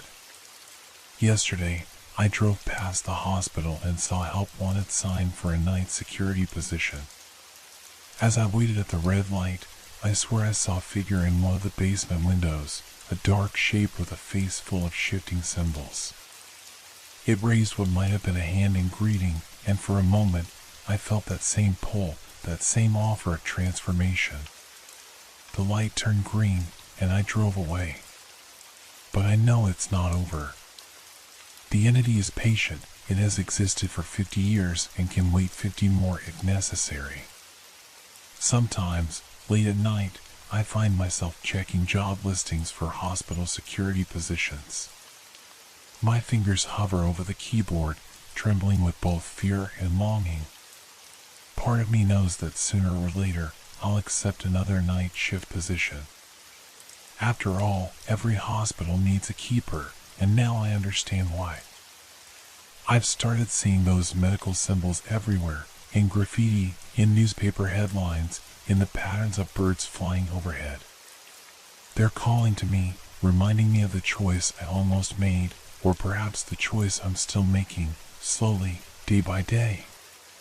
Because the true horror isn't that such things exist in our world. The true horror is that once you know about them, you can never stop seeing them. And sometimes, in my darkest moments, I wonder if I really did escape that night, or if the transformation is just happening more slowly than I thought. I still have my old flashlight from that night. Sometimes, when I can't sleep, I turn it on and shine it at my bathroom mirror. In those moments, just before the beam reaches the glass, I prepare myself for what I might see reflected back, a face still human, or one slowly dissolving into an ever-shifting pattern of ancient medical symbols, marking me as the next keeper of the hospital's terrible secret.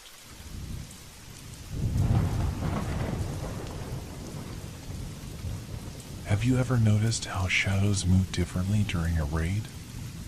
The question echoed in my mind as I huddled in the underground parking lot of Tower Plaza, my flashlight beam cutting through the darkness like a knife. The emergency sirens had been wailing for 20 minutes now, their haunting crying mixing with the distant rumble of aircraft overhead. I wasn't supposed to be here. The notification had been clear. All civilians were to proceed to designated shelters. But my phone had died halfway through the alert, and this was the closest thing to safety I could find. The garage stretched before me, a concrete maze of support pillars and abandoned vehicles, their shapes distorted by darkness into grotesque silhouettes. Something felt wrong. Not the usual wrong that comes with air raid sirens and the threat of bombardment, but a deeper, more primitive kind of wrong. The kind that makes the hair on the back of your neck stand up before you even know why. I swept my flashlight across the rows of cars, counting them silently to keep my mind occupied. 1 row. 2 rows. 3. Wait. Did that shadow just move? I focused the beam on a silver sedan about 30 feet ahead. For a moment, I could have sworn I saw something duck behind it, something that moved too fluidly to be human. The air grew colder, much colder than it should be for an underground space in summer. My breath started coming out in invisible puffs, like winter frost. The concrete walls seemed to absorb the sound of the sirens above, replacing them with an unnatural silence that pressed against my eardrums. A soft scraping sound echoed from somewhere deeper in the garage. Metal against concrete, perhaps, or claws against stone. I told myself it was just a building settling, but buildings don't settle with rhythmic patterns that sound like footsteps. My flashlight flickered once, twice. No. Not now. I tapped it against my palm, a futile gesture born of desperation rather than logic. The beam stabilized, but now it seemed weaker, as if something was drinking in the light itself. That's when I noticed the graffiti on the pillar nearest to me. It hadn't been there a moment ago, I was sure of it. The paint was fresh, glistening in my flashlight beam, and the words made my blood run cold. They always come during the raids. They use the sirens to mask their hunting cries. The last word was still dripping, red paint running down the concrete like blood. Or maybe it wasn't paint at all.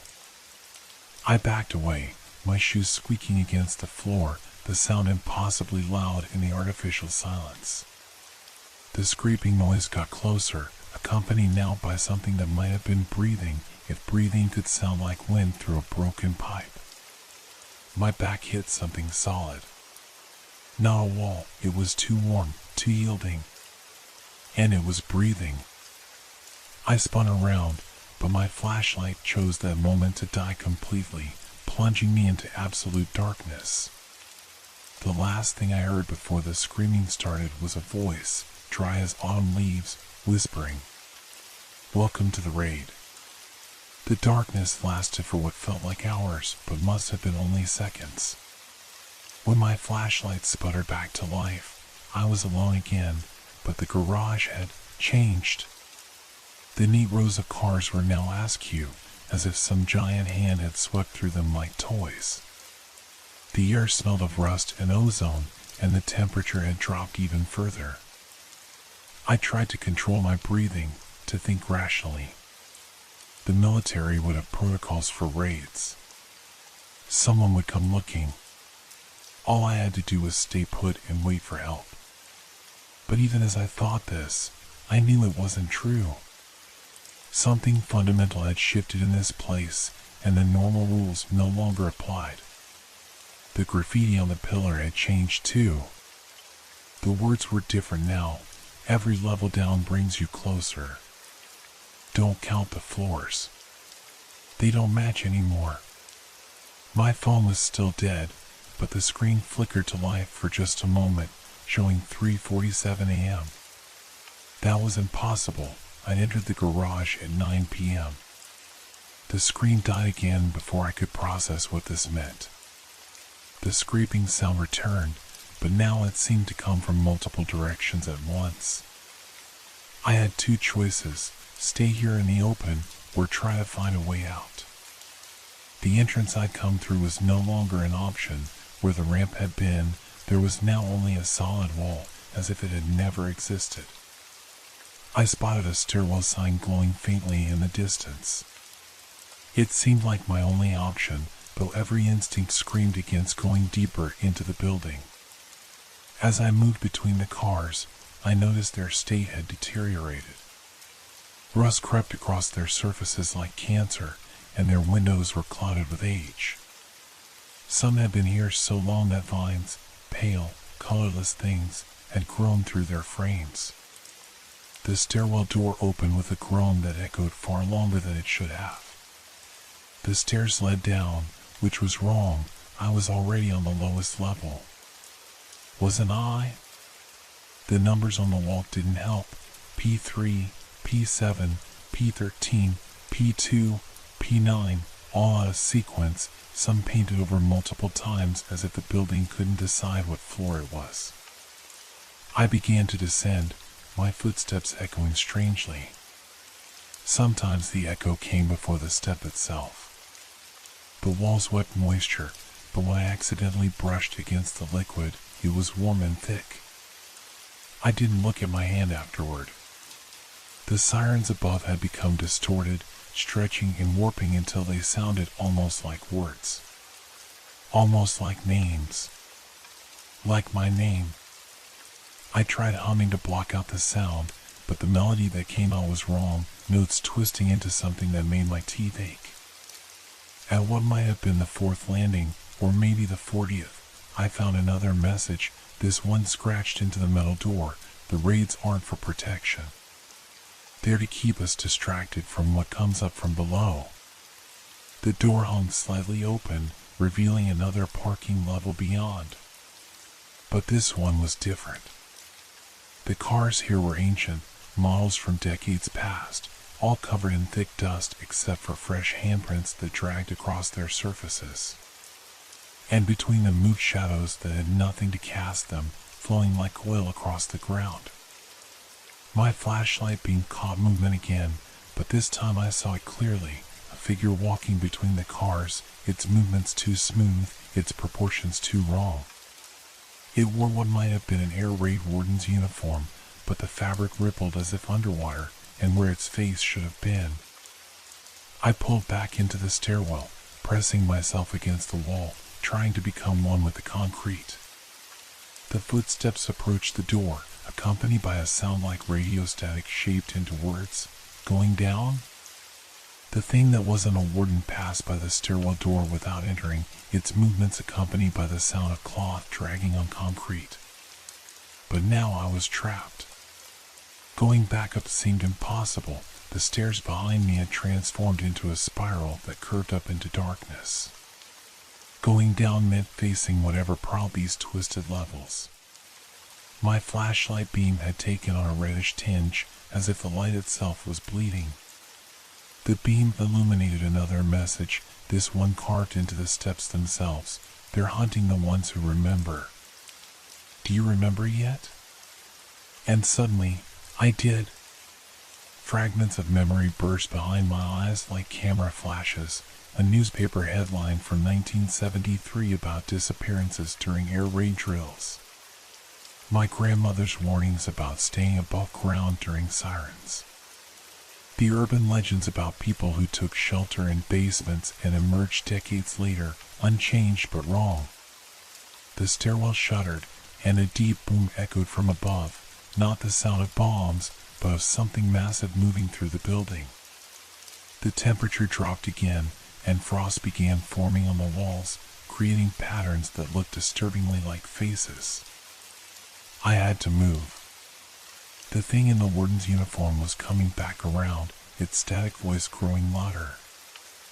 I chose down, always down, because up no longer seemed to exist in any meaningful way. The next level was worse. The cars here weren't just old, they were merged with the concrete floor, as if they'd been partially absorbed by the building itself. Their headlights flickered on as I passed, but they shone with a black light that somehow made the darkness deeper. My footsteps splashed now, but I couldn't see any water. Each splash echoed with whispers, fragments of conversations from other raids, other nights, other victims. Can't find the exit. Change the numbers again. Please, I just want to go home. The haunting thing was following me now. I could hear it on the level above, its movements precise and patient. It had no need to hurry. In its experience, prey always made mistakes. Always got tired. Always had to rest eventually. I tried doors as I moved, but most refused with their frames. The few that opened revealed impossible spaces, rooms that contained other rooms that contained night skies that contained eyes that contained. I slammed those doors shut quickly. My watch had started running backward, its tick growing louder until it sounded like hammer blows. Each tick stirred a memory. Tick, the first raid I ever experienced, age 7, holding my mother's hand. Tick, the local kids daring each other to spend a night in the old parking structure. Tick, the man who went missing last month during a drill, his car found on P2, engine still running. The static voice got closer, forming almost comprehensible words. Do you understand yet? I ran. My flashlight beam bounced wildly off walls that weren't walls anymore, off mirrors that showed reflections of places this building had never been, off windows that looked into other raids and other times. The thing behind me was moving faster now, its footsteps a rapid percussion of wrongness. The air raid sirens above had transformed into a chorus of screams, and I realized with horror that I recognized some of the voices. I reached a T-junction and froze. Left or right? The decision was made for me when I saw what waited on the right, a group of figures in old civil defense uniforms, their helmets empty and dark where faces should be. They turned toward me with a synchronized movement that spoke of a single controlling intelligence. I went left. Behind me, the static voice laughed, and the sound made my feelings hurt. The raid isn't over yet. The corridor stretched before me, growing narrower with each step. The walls pulsed like living tissue, and the floor had developed a subtle slope that pulled me forward whether I wanted to move or not. My flashlight beam grew weaker, barely penetrating the darkness that had become almost liquid in its thickness. The hunting things, there were definitely multiple now, coordinated their movements. I could hear them taking parallel corridors, cutting off possible escape routes. Their static voices had merged into a continuous hiss that formed words in my mind. We are the ones who never left. The ones who learned what the raids really mean. The ones who understand that the sirens aren't warnings, they're feeding calls. My leg muscles burned from running, but I couldn't stop. The darkness behind me was alive now, reaching for me with tendrils that brushed against my back like curious fingers. Each touch left a spot of numbness that spread slowly across my skin. The next message appeared not on a wall but in my mind, written in letters of cold fire. The building remembers. Every raid. Every victim. Every transformation. Do you remember your grandmother? She was here too. Level P-17. 1958. She got away. But she saw. And with that, the memories crashed through whatever wall had been holding them back. My grandmother's face, stern and afraid, making me promise never to take shelter underground. The strange marks on her arms that looked like handprints but never faded. The way she checked the sky obsessively for signs of raids, not out of fear of bombs, but of something else. The corridor opened into a vast space that defied the building's architecture. It was a massive chamber that couldn't possibly fit within the garage's footprint, its ceiling lost in darkness above. Rows of cars from every era lined the walls, stacked impossibly high, their headlights creating a constellation of dim, watching eyes. In the center of the chamber stood a figure that hurt to look at directly. It wore the shapes of all the things I'd been running from, shifting between them like a deck of cards being shuffled. Behind it, the wall was covered in dates and names, thousands of them, some recent, some so old the paint had faded to near invisibility. The figure spoke, and its voice was the voice of raids and sirens and underground things that wait in parking structures. Every city needs its sacrifices. The shelters serve their purpose. They feed us what we need, when we need it. One or two each raid, never enough to draw attention. But you're different. You remember. Just like your grandmother remembered. The hunting things had caught up now, forming a circle around me. Their empty-faced helmets tilted in perfect synchronization, watching, waiting. The giant chamber began to contract, the walls moving inward with a sound like grinding teeth. My flashlight died completely, but it didn't matter anymore. I could see them clearly now, see what they really were, what they had always been. The things that lived in the spaces between floors, between moments, between heartbeats. The central figure extended what might have been a hand. You could join us. become part of the building, part of the raid.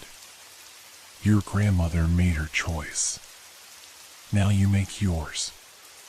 Above, distantly, the all-clear siren began to sound.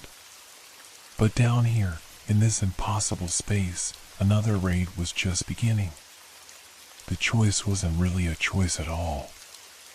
I knew that now, standing in that impossible chamber with the weight of countless raids pressing down from above. The sirens sang their twisted song, and the things that were shadows like skin drew closer, their empty helmets reflecting what might have been my future. I thought of my grandmother again, of the story she never fully told. But now I could see it, her own night in the depths, her own confrontation, her own escape. The marks on her arms weren't handprints, they were anchor points where the building had tried to hold her, to draw her into itself. The central figure rippled, its form suggesting infinite variations of horror. Your grandmother's blood runs in your veins. That's why you can see us. That's why you can understand. That's why you'll be perfect. But there was something else in my blood too, knowledge passed down through generations, protection woven into DNA. My grandmother hadn't just escaped. She'd learned something. Something she'd hidden in stories and warnings and peculiar habits. The haunting things moved closer, their static voices rising to a crescendo of white noise. The walls continued their inexorable compression, bringing with them cars from every era, each containing shadows of past victims frozen in eternal panic. That's why I saw it, really saw it. The pattern and the chaos. The rhythm and the madness. The raid sirens weren't just covering sounds, they were creating them. Making spaces. Opening doors. And doors, as my grandmother used to say, work both ways. I reached into my pocket and pulled out the charm she'd given me on her deathbed, a simple thing made of iron and silver, unremarkable except for the markings that matched her scars. The haunting things recoiled, their forms wavering like heat mirages. You're right, I said to the central figure. I do understand now. I understand that you're not the building. You're not the raid. You're parasites, feeding on fear, squatting in spaces that don't belong to you. And I understand what my grandmother really did in 1958. The figure's shifting form faltered, showing something ancient and afraid beneath its masks of authority. She told you nothing. She couldn't have. The knowledge was sealed. She told me everything. Not in words, but in preparations. In the way she taught me to count stairs and mark exits. In the iron in my blood and the silver in my pocket and the knowledge that some doors can't be closed once they're opened. I raised the charm, and the markings on it began to glow with the same light as the hunting thing's static voices. The chamber shuddered, and the wall's compression halted. My grandmother didn't just escape. She learned how to fight back. And she taught us all how to recognize you. The charm burned hot in my hand, its glow intensifying until it matched the sickly light of the phantom cars. The hunting things began to lose cohesion, their borrowed shapes melting like wax under a flame. The central figure's voice rose to a shriek that contained all the air raid sirens that had ever sounded. You don't know what you're doing. We are the guardians. The wardens. Without us, there is no protection. Protection? I laughed, and the sound echoed with my grandmother's voice and her mother's voice before her. You're not protection. You're predators. And predators can be hunted. The charm's markings began to spread, flowing like quicksilver across the floor, forming patterns that mirrored the impossible architecture above. Each line cut through the darkness, dividing the shadows, breaking their connection to the spaces they had infested. The hunting things tried to retreat, but they had forgotten something crucial about their own domain. Down here, the exits never stayed where you left them. The walls that had been closing and now worked against them, hurting them toward the center where the charm's light was strongest. Impossible, the central figure's voice crackled. The building is ours. The raids are ours. The fear is ours.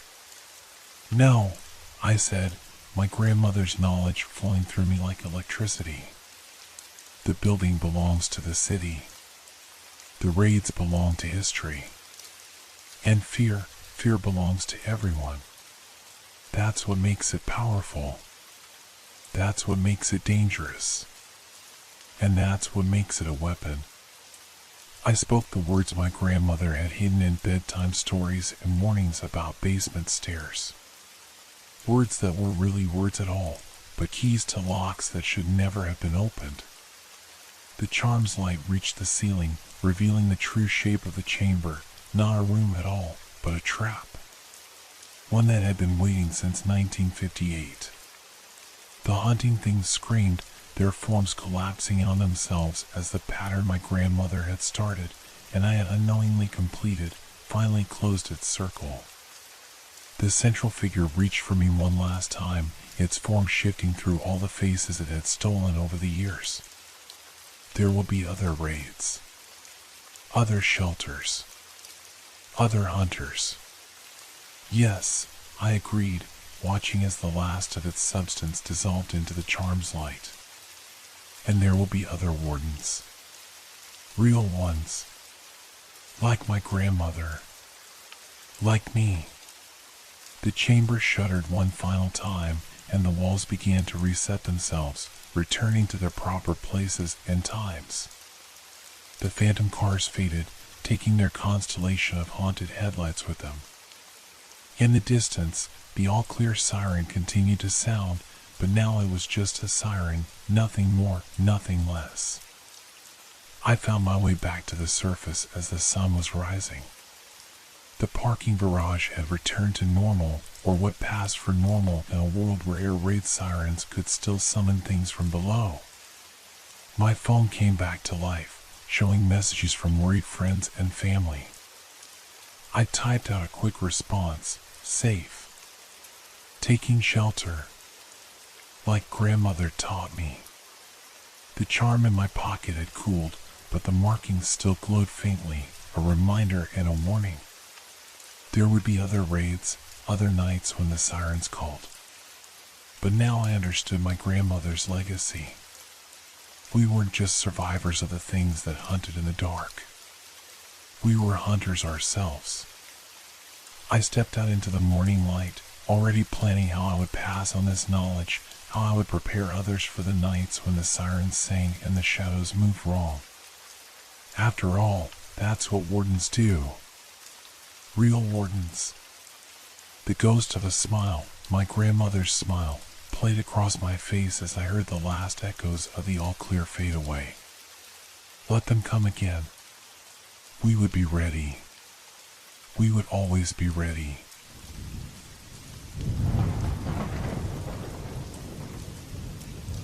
Have you ever wondered how far someone will go to bury their past?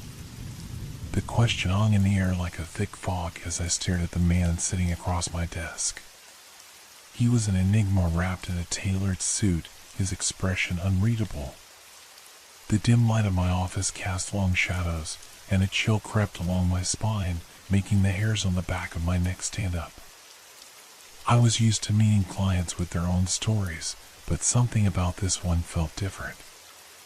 He had entered my office quietly, as if he were afraid to disturb the fragile silence that enveloped me. The faint scent of something bitter, perhaps old leather or damp earth, lingered in the air, mixing with the faint aroma of the coffee I had long since forgotten. He shifted in his seat, his eyes scanning the room as if he were searching for hidden secrets. "I need your help," he finally said, his voice low and steady. "There are things from my past that I cannot escape." My mind raced with possibilities. I leaned back in my chair, trying to appear composed. "What kind of things?" I asked, though I already had a sense that I was stepping into something deep and dark. He hesitated, his jaw tightening. Old crimes, personal tragedies, and the people who want to ensure that these things remain buried. The tension in the room escalated. I could feel the weight of his words pressing down on me. As a private investigator, I had seen my share of troubled souls, but this felt like an invitation to a labyrinth of danger and deceit. Why come to me? I pressed. There are plenty of others who could help. He leaned forward, the flickering light casting sharp angles on his face. Because you're not afraid. I can tell. I forced a chuckle, though it sounded hollow even to my own ears. Fear is a natural part of this job. He shook his head, and his eyes darkened. No, you don't understand. There are those who will stop at nothing to silence the truth. I need someone who can navigate the shadows. My heart raced as I caught a glimpse of the storm brewing beneath his calm facade. You're not just talking about legal troubles, are you? His silence was my answer, and it sent a shiver through me. I glanced at the clock on the wall, its ticking suddenly too loud, echoing in the otherwise quiet room. The familiar comfort of my office began to feel claustrophobic, the shadows creeping closer. What exactly happened? I asked, trying to maintain my composure. He took a deep breath, his fingers tapping lightly on the desk. Years ago, there was an incident. A murder. I was involved, though I was never charged. But now, his voice trailed off, as if the memories were too painful to voice. What now? I urged gently, sensing his reluctance. Now, I'm being hunted. The past is resurfacing, and it wants to reclaim what it lost. My mind raced with questions, but the first one burst forth before I could stop it. Why do you think they're after you now? He looked out the window, the shadows outside stretching as the sun dipped lower in the sky. Because someone has finally found the evidence. They want to ensure that no one knows the truth. A chill swept through the room, and I couldn't shake the feeling that we were being watched. My instincts screamed at me to tread carefully. If I take this case, you need to be completely honest with me, I said firmly. What did you do? His gaze returned to mine, and in that moment, I saw something flicker, a mix of desperation and dread. I didn't pull the trigger, but I was there. I saw everything. As I absorbed his words, a soft thud echoed from the hallway, breaking the tension in the room. My pulse quickened, and I turned my head instinctively, scanning for the source of the sound. Nothing. Just the silence of my office, now feeling heavier than before. Are you sure you want to go down this path?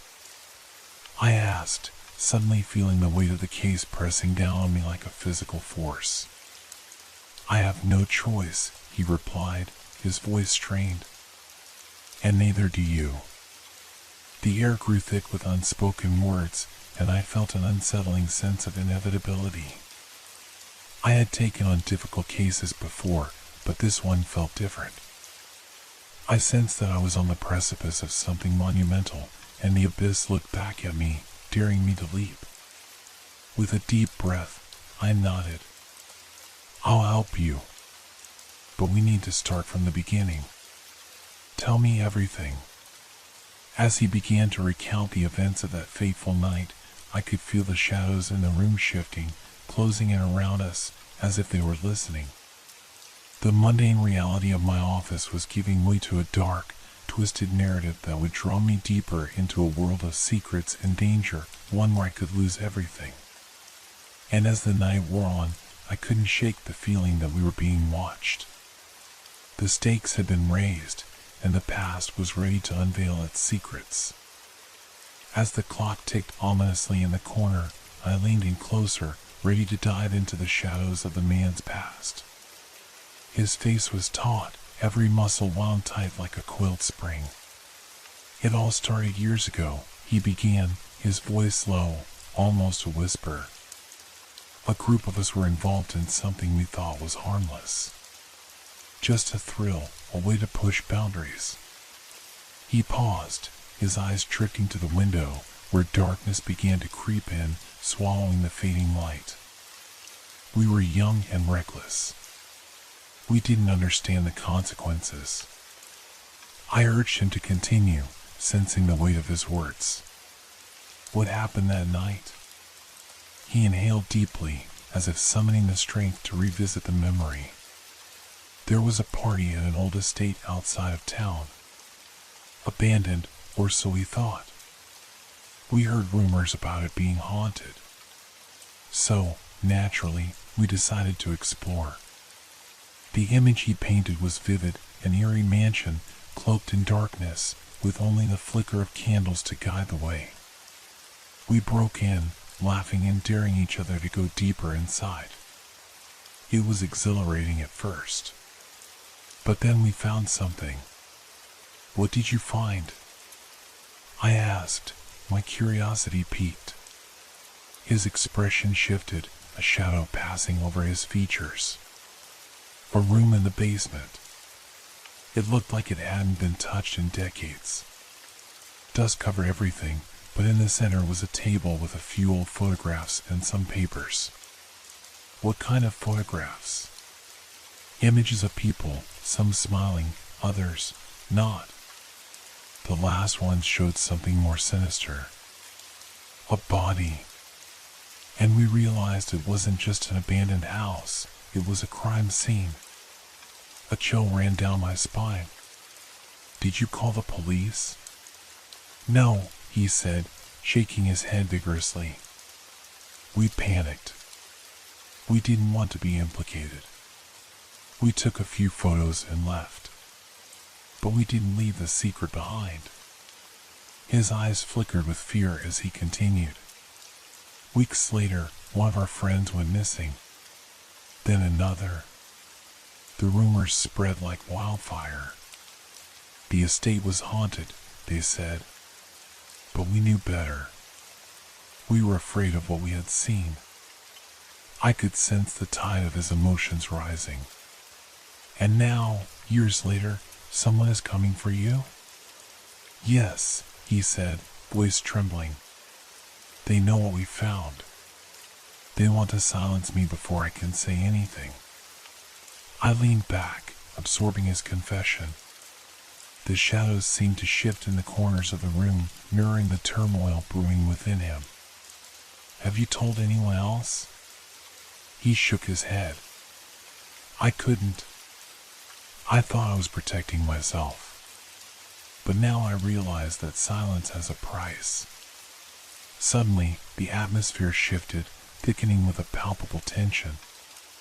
A noise echoed from the hallway, a soft shuffling sound that set my nerves on edge. I glanced at the door, my heart racing. Did you hear that? He nodded, his eyes wide.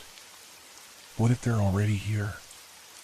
We both fell silent, the weight of his words settling around us. The shadows in the room deepened, creeping along the walls like tendrils of fear. My instincts kicked in, pushing me to act. Stay here, I instructed, rising from my chair. I'll check it out. I moved cautiously toward the door, every creak of the floorboards echoing in the quiet. The hallway outside was dimly lit, the light flickering overhead casting strange shapes against the walls. I paused, listening intently. There it was again, a faint rustle, like someone was lurking just beyond my reach. I pushed the door open slowly, peering out. The hallway appeared empty, yet the air felt charged, electric with uncertainty. Hello? I called out, my voice trembling slightly. No answer. Just the sound of my heart pounding in my chest. Returning to the office, I found my client sitting rigidly in his chair, eyes darting toward the door. "What did you find?" he asked, a mixture of fear and hope in his voice. "Nothing," I replied, though I wasn't convinced. The feeling of being watched lingered, gnawing at the edges of my mind. But we can't let our guard down. If you're truly in danger, we need to figure out who is after you. He nodded, but I could see the fear etched on his face. What if they find out I'm here? What if they're already watching us? Then we'll have to be smart, I said, trying to project confidence I didn't feel. First, we need to gather all the information you have from that night. He leaned back, closing his eyes for a moment as if summoning the courage to face the past. "I have the photographs," he said quietly. "I never got rid of them." "Good. Let's start there." As he pulled out a worn envelope from his briefcase, I could feel the weight of the moment. Each image he revealed was like a portal to a world I was hesitant to enter, a world where shadows danced with danger, and the truth was buried beneath layers of fear and regret. The first photo showed the house, its decrepit facade haunting against the dark sky. "This was taken before we went in," he explained, his voice barely above a whisper. The next image was grainy but clear enough to make out a figure in the window. I leaned closer, my heart racing. "Who is this?" "I don't know," he said, his brow furrowing. "I didn't see anyone when we were there." My pulse quickened as I studied the photo. The figure seemed to stare back at me, its expression inscrutable. "This could be important," I murmured, a sense of urgency gripping me. Then he revealed another photograph. This one was darker, more sinister.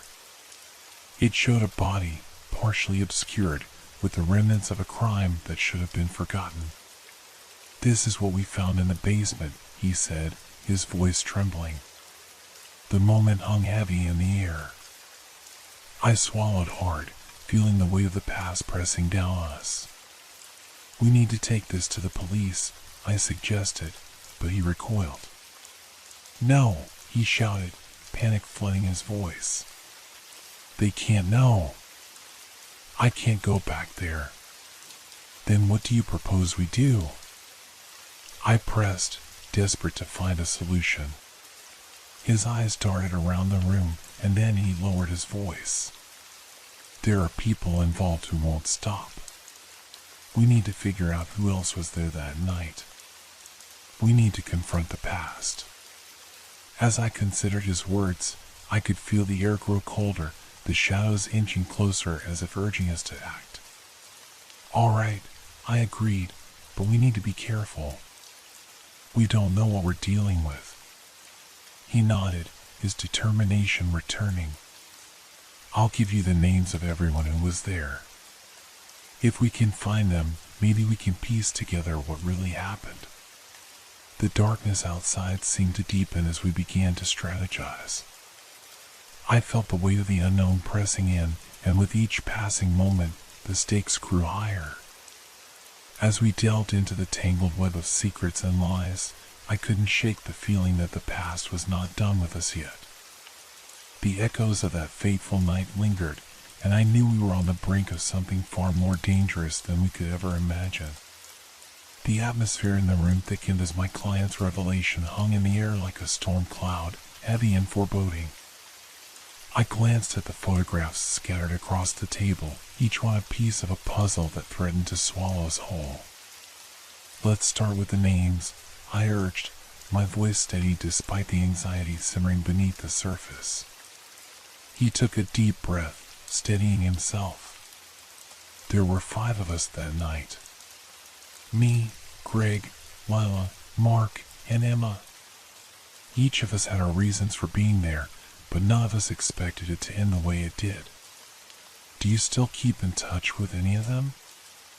I asked, jotting down the names. "No, not really. It's been years. After the incident, we all just drifted apart." It was too hard to face each other. His voice trailed off, the weight of memories evident in his expression. I could see the regret etched on his face, the burden of secrets clawing at him. We need to find them, I insisted. If someone is after you, they might be after the others too. He nodded, though uncertainty flickered in his eyes. I can try to remember their last known addresses. I don't know if they'll be willing to talk. Let's hope they will, I said, trying to inject a note of optimism into the room. But first, we need to figure out what we're dealing with. You mentioned that you saw a body. Was there any indication of who it might have been? He shook his head. We didn't know. It was dark, and we were all too scared to look closely. We just ran.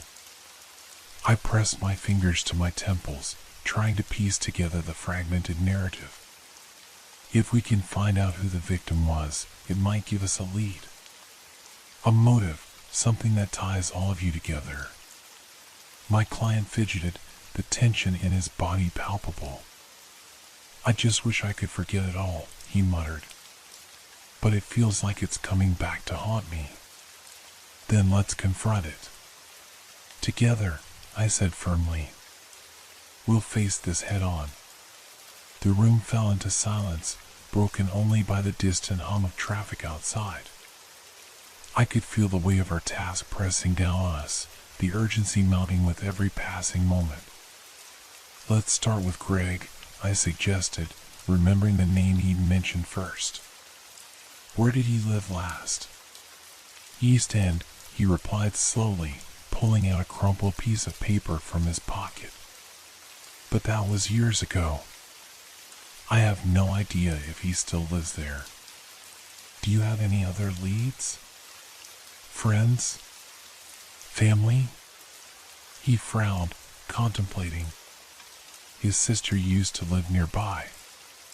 She might know where he is now. Perfect. Let's try to track her down.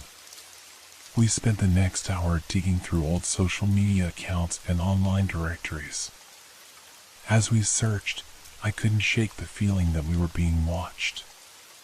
Every creak of the floorboards made my heart race, and the shadows seemed to stretch further with every flicker of the light.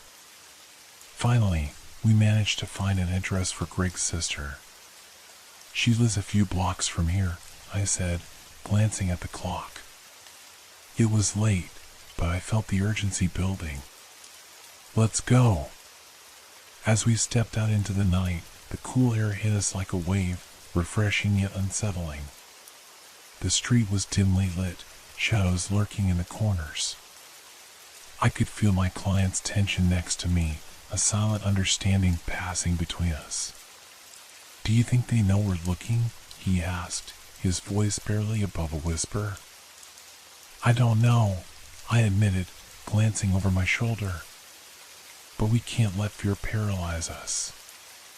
We need to keep moving. We walked in silence, my mind racing with possibilities. If someone was indeed hunting him, they could be anywhere. The neighborhood felt different at night, more threatening, more alive with secrets. When we arrived at the address, the house loomed before us, its dark silhouette contrasting against the starless sky. I knocked gently, but the sound felt too loud in the quiet of the night. Moments later, the door creaked open, revealing a woman in her 30s, her hair disheveled and eyes bleary. Can I help you? She asked, her voice thick with sleep. Are you Greg's sister? I asked, trying to read her expression. Yes, I am. Who are you? I introduced myself and my client, noting the flicker of recognition that crossed her face as she glanced between us. What's this about? We're looking for Greg, I said, keeping my tone neutral. It's important. Her expression hardened, suspicion flaring in her eyes. Why? What's going on? I hesitated, unsure how much to reveal. We need to talk to him about something that happened years ago. It's urgent. Is he in trouble? I shook my head. No, but we believe he might be in danger. We think he needs to know. The woman's brow furrowed, a mix of concern and doubt crossing her face. I haven't seen him in years. He just disappeared after that night. Disappeared? My client echoed, disbelief coloring his tone. What do you mean? Just that. He stopped coming around, stopped answering calls. I assumed he was just dealing with things in his own way. Did he ever mention why? I pressed, sensing there was more to the story. She shook her head. No, but I know it haunted him. He would get these looks in his eyes sometimes, like he was seeing something that terrified him. A sense of foreboding washed over me. Do you have any idea where he might be now? She sighed, stepping back and inviting us in. I don't know, but we can try to reach out to some of his old friends. Maybe they've seen him. As we stepped into the dimly lit living room, the tension in the air felt thick. The walls were adorned with family photos, moments frozen in time that felt distant and unattainable. I couldn't shake the feeling that the past was creeping closer, a shadow lurking just beyond our vision. Let's try to contact them, I suggested. We sat down at the small kitchen table, and the woman began rifling through her phone, searching for old contacts. My client shifted nervously in his seat, glancing at the door as if expecting someone to burst in at any moment. Is Greg the only one missing? I asked, hoping to piece together the puzzle. Not exactly, she replied, her tone growing serious. There were others from that night. A couple of them vanished without a trace. I exchanged a glance with my client, both of us feeling the weight of her words. What do you mean? There was another guy, Mark. He was always getting into trouble. After that night, he just disappeared too. No one knows what happened to him. Panic fluttered in my stomach. And Lila and Emma? They stayed in touch for a while, but then they cut ties. It's like they all agreed to forget. As she spoke, I felt a chill sweep through the room, as if the shadows were leaning in to listen. We need to find them, I said urgently. If they're all connected, then understanding what happened that night could be the key to stopping whatever is happening now. Her eyes darkened. But what if it's too late? What if they don't want to be found? We have to try, my client insisted, desperation creeping into his voice. I can't run from this anymore. Just then, a loud crash echoed from the other room, the sound shattering the tense atmosphere. We froze, hearts pounding in our chests. What was that? My client whispered, fear etched on his face. I don't know, I replied, my instinct screaming at me to be ready for anything. We all stood in silence, listening intently. Another crash, followed by a low, guttural sound that sent chills racing down my spine. It was a noise that didn't belong in the quiet of a suburban home.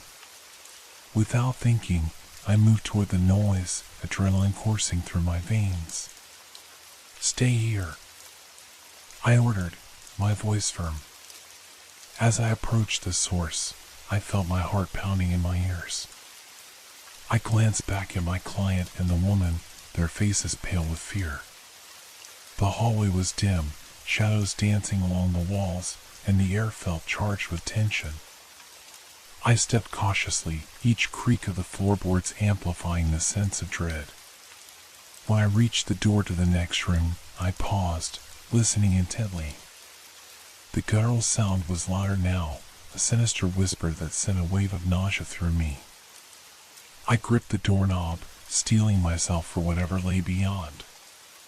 With a swift motion, I flung the door open, revealing a scene that froze me in place. The room was empty, but the air felt thick, electric with an unseen presence. My mind raced. Had I imagined this sound? Then, from the corner of my eye, I caught movement, a shadow darting out of view. I turned, heart racing, but there was nothing there. Just silence. "Are you okay?" My client's voice broke through the tension, and I turned back to see him and the woman standing at the threshold, worry etched on their faces. "I thought I saw something," I murmured, my voice barely above a whisper. "Maybe we should leave," the woman suggested, glancing nervously over her shoulder.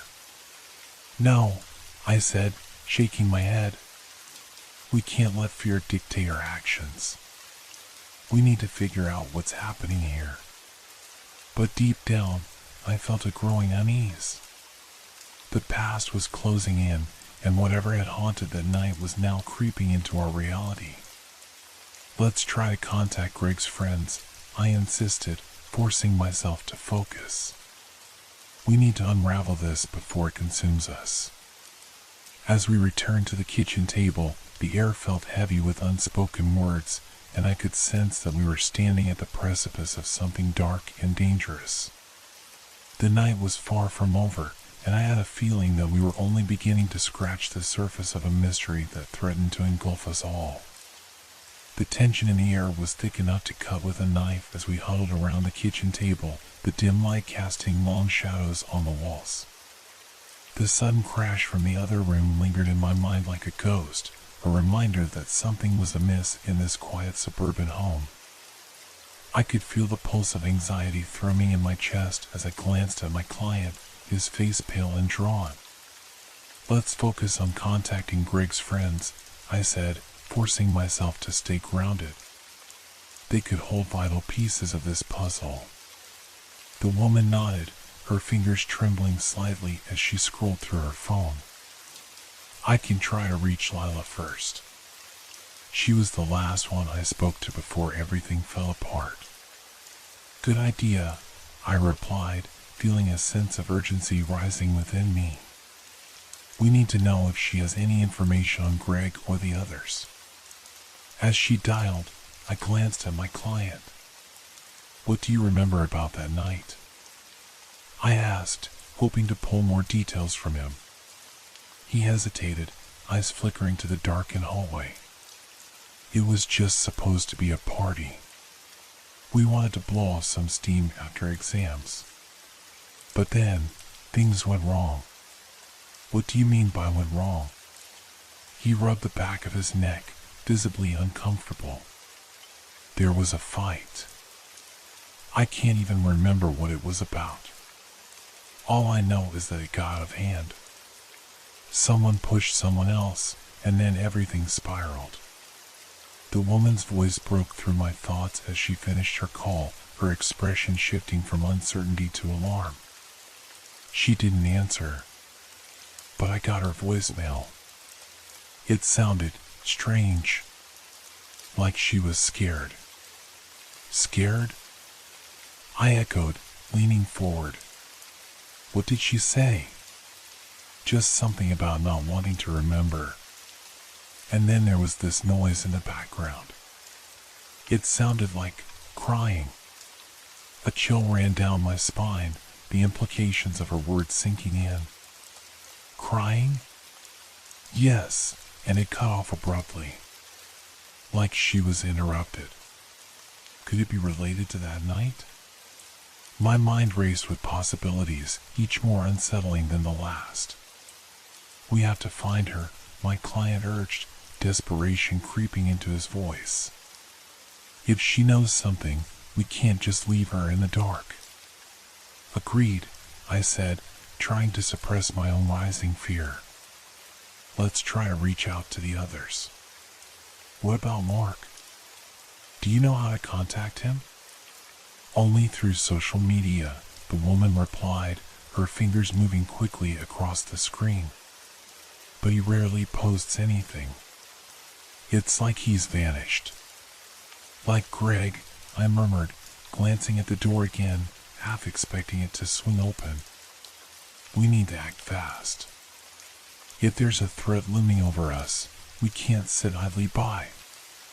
She nodded, her determination reigniting. Let me check if I can find any mutual friends. Maybe someone knows where they are. As she started typing, I turned to my client, wanting to delve deeper into his memories. What do you remember about the others? Did anyone seem particularly affected by that night? He looked lost in thought for a moment, his brow furrowed. Lila was always the life of the party, but after that night, she changed. She became distant. Greg, too. He stopped coming around like the rest of us. Sounds like everyone was dealing with their own demons, I said, trying to piece together the emotional landscape of that fateful night. What about Emma? Did she seem different? Not really, he replied. But I remember she was acting strange during the party, like she was on edge. Maybe something happened that I wasn't aware of. Before I could probe further, the woman's voice interrupted, tinged with excitement. I found something. A friend of Mark's just posted about him. It seems he's been staying at a cabin upstate. Upstate? I echoed, feeling a surge of hope. Do you have the address? Yes. It's about 2 hours from here, she said, glancing at us. We could go right now. Let's not waste any time, I insisted, feeling adrenaline pumping through my veins. If Mark knows anything, we need to get to him before he disappears again.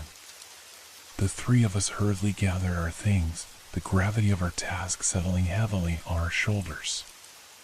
As we made our way to the door, I cast one last glance at the shadows in the hallway, half expecting something to lunge out at us.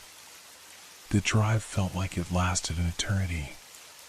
The night enveloped us, darkness pressing in from all sides. I could feel the anxiety mounting, my thoughts racing as I considered all the possibilities of what we might find at the cabin. What if Mark doesn't want to talk? My client said, breaking the silence. We'll have to convince him, I replied, trying to keep my voice steady. He's part of this too. Whatever happened that night, they all need to face it. Do you think he'll even remember? He might. Sometimes confronting the past helps bring back memories. As we navigated the winding roads, the trees loomed like sentinels, their branches twisting in the wind. I could feel a sense of foreboding creeping in, like we were being pulled into something dark and unknowable. When we finally arrived at the cabin, the moon hung low in the sky, casting an eerie glow on the rustic structure.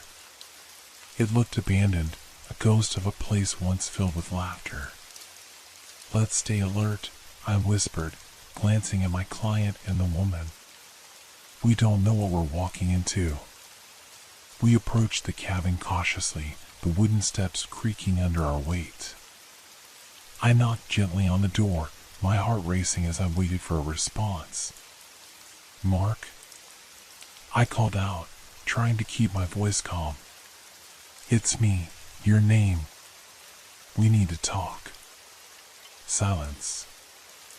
I exchanged nervous glances with my companions. Maybe he's not home, the woman suggested.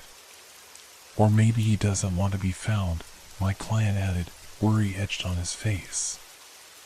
I took a deep breath, trying to quell the anxiety swelling inside me.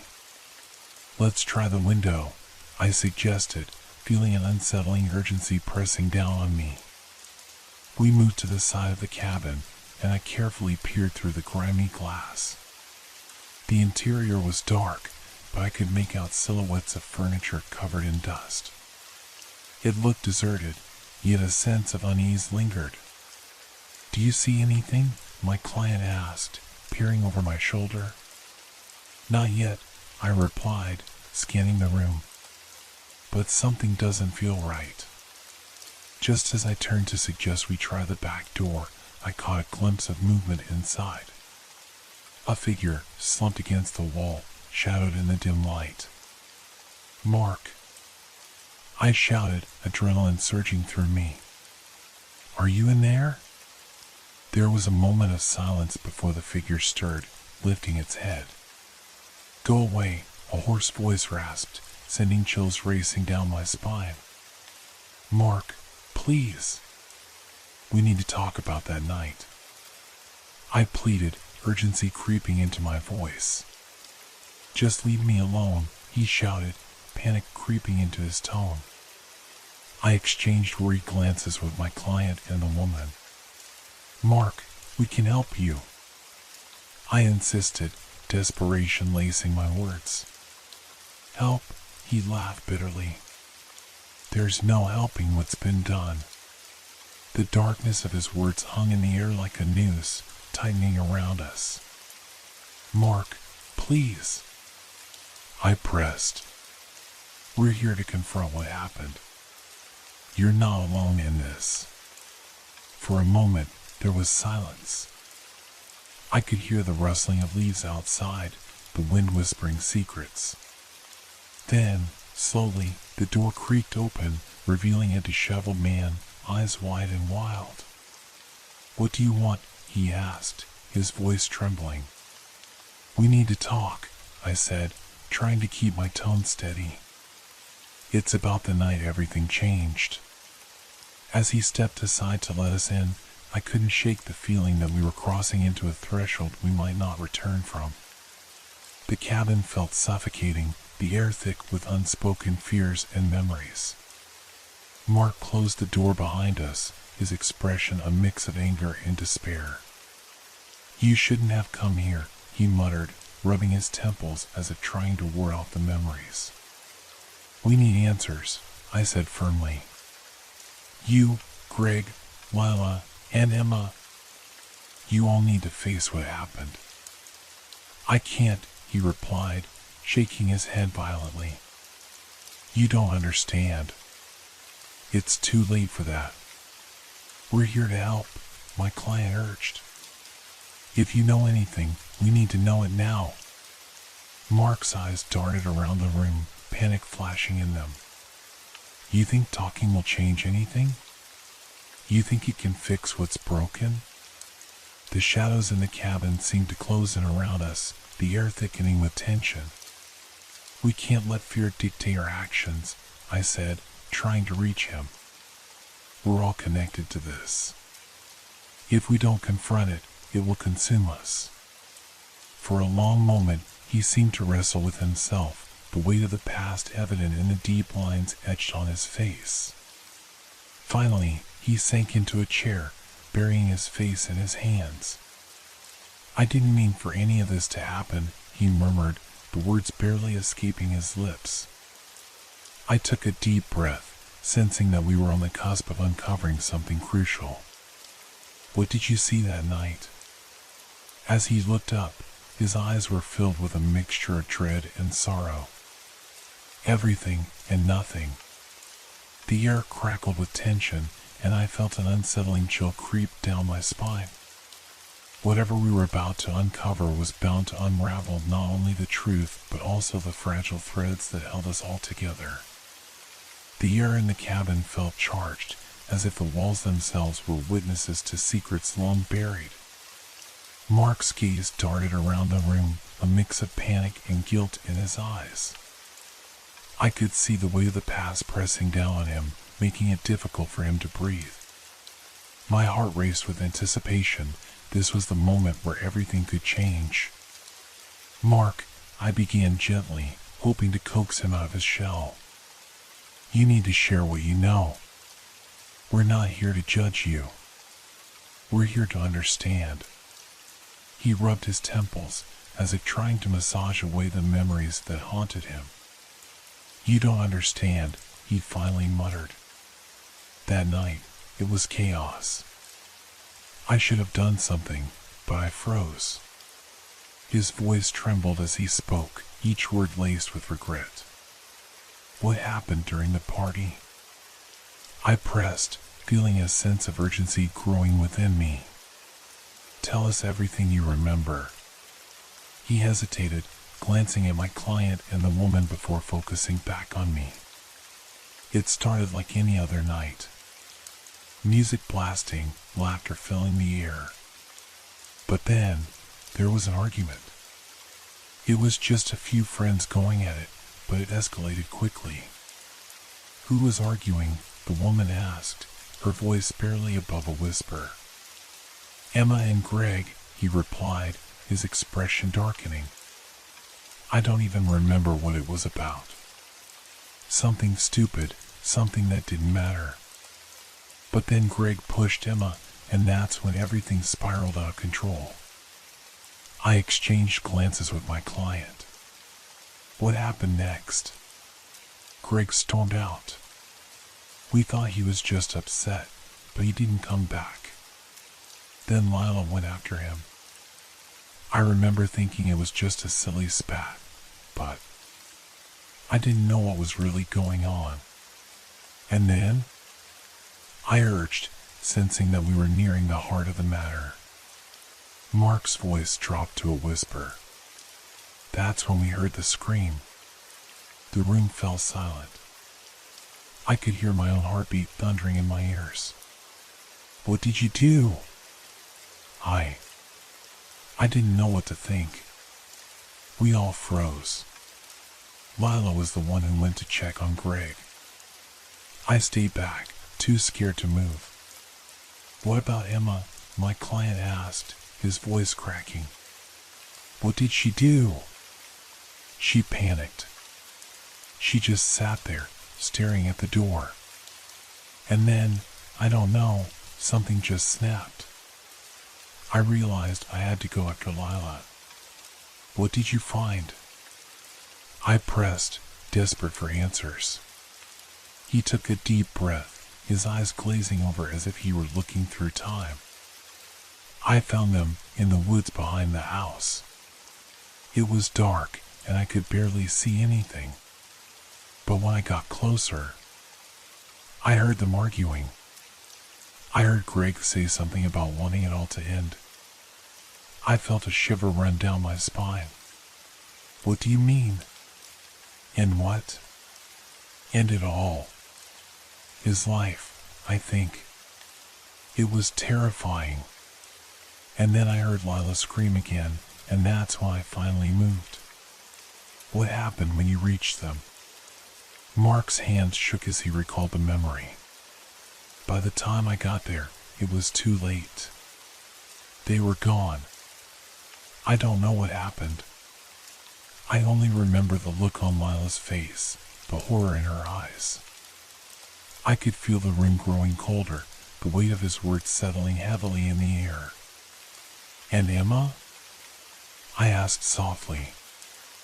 I don't know where she was. She never came out to find us, he murmured, his voice breaking. I thought she was still at the house, but she disappeared too. What happened after that? The woman asked, her eyes wide with concern. We all just scattered. No one talked about it. We thought it would go away if we ignored it. Mark looked down, shame written across his features. But it didn't. It haunted us. It still does. I leaned forward, urgency clawing at my insides. Mark, this is important. You have to confront what happened. You're not alone in this. We're all connected to that night. His eyes flickered with something, fear, perhaps, or hope. I've tried to forget, but it's like a nightmare I can't wake up from. Then let's face it together, I said, determination coursing through me. If we can find Emma and Lila, maybe we can piece together what really happened. But we can't do that without you. Mark looked at me, a glimmer of resolve emerging in his gaze. What if we find something we can't handle? Then we handle it together, I replied firmly. This is our chance to make sense of it all. To find closure. He took a deep breath, the shadows of the past still clinging to him like a heavy fog. "All right," he said slowly. "But if we do this, I need to know we're prepared for anything." "Agreed," I said, my heart racing with a mix of fear and excitement. "Let's get our phones and start reaching out. We need to find out where Emma is. And Lila. They might be in danger too."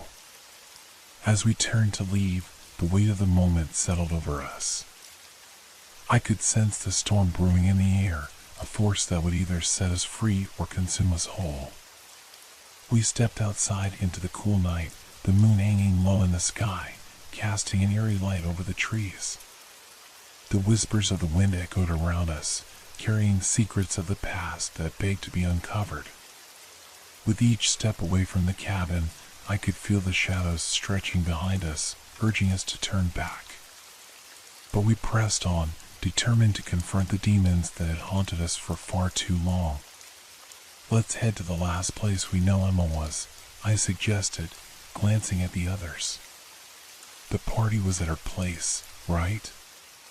Maybe someone that knows where she's gone." "Good idea," my client agreed, a flicker of determination igniting in his eyes. As we drove away from the cabin, I could sense the tension in the air, the unspoken fear that accompanied us on our journey. The past was closing in, but we had to keep moving forward, no matter how terrifying the path ahead might be. The night was still, but the echoes of what had transpired haunted us. Each shadow seemed to hold a secret, each rustle of leaves a reminder that we were not alone in this dark labyrinth of memories. And I knew, deep down, that whatever awaited us at Emma's house would test not just our courage, but our very sanity. The truth was a slippery thing, and we were about to dive headfirst into its depths.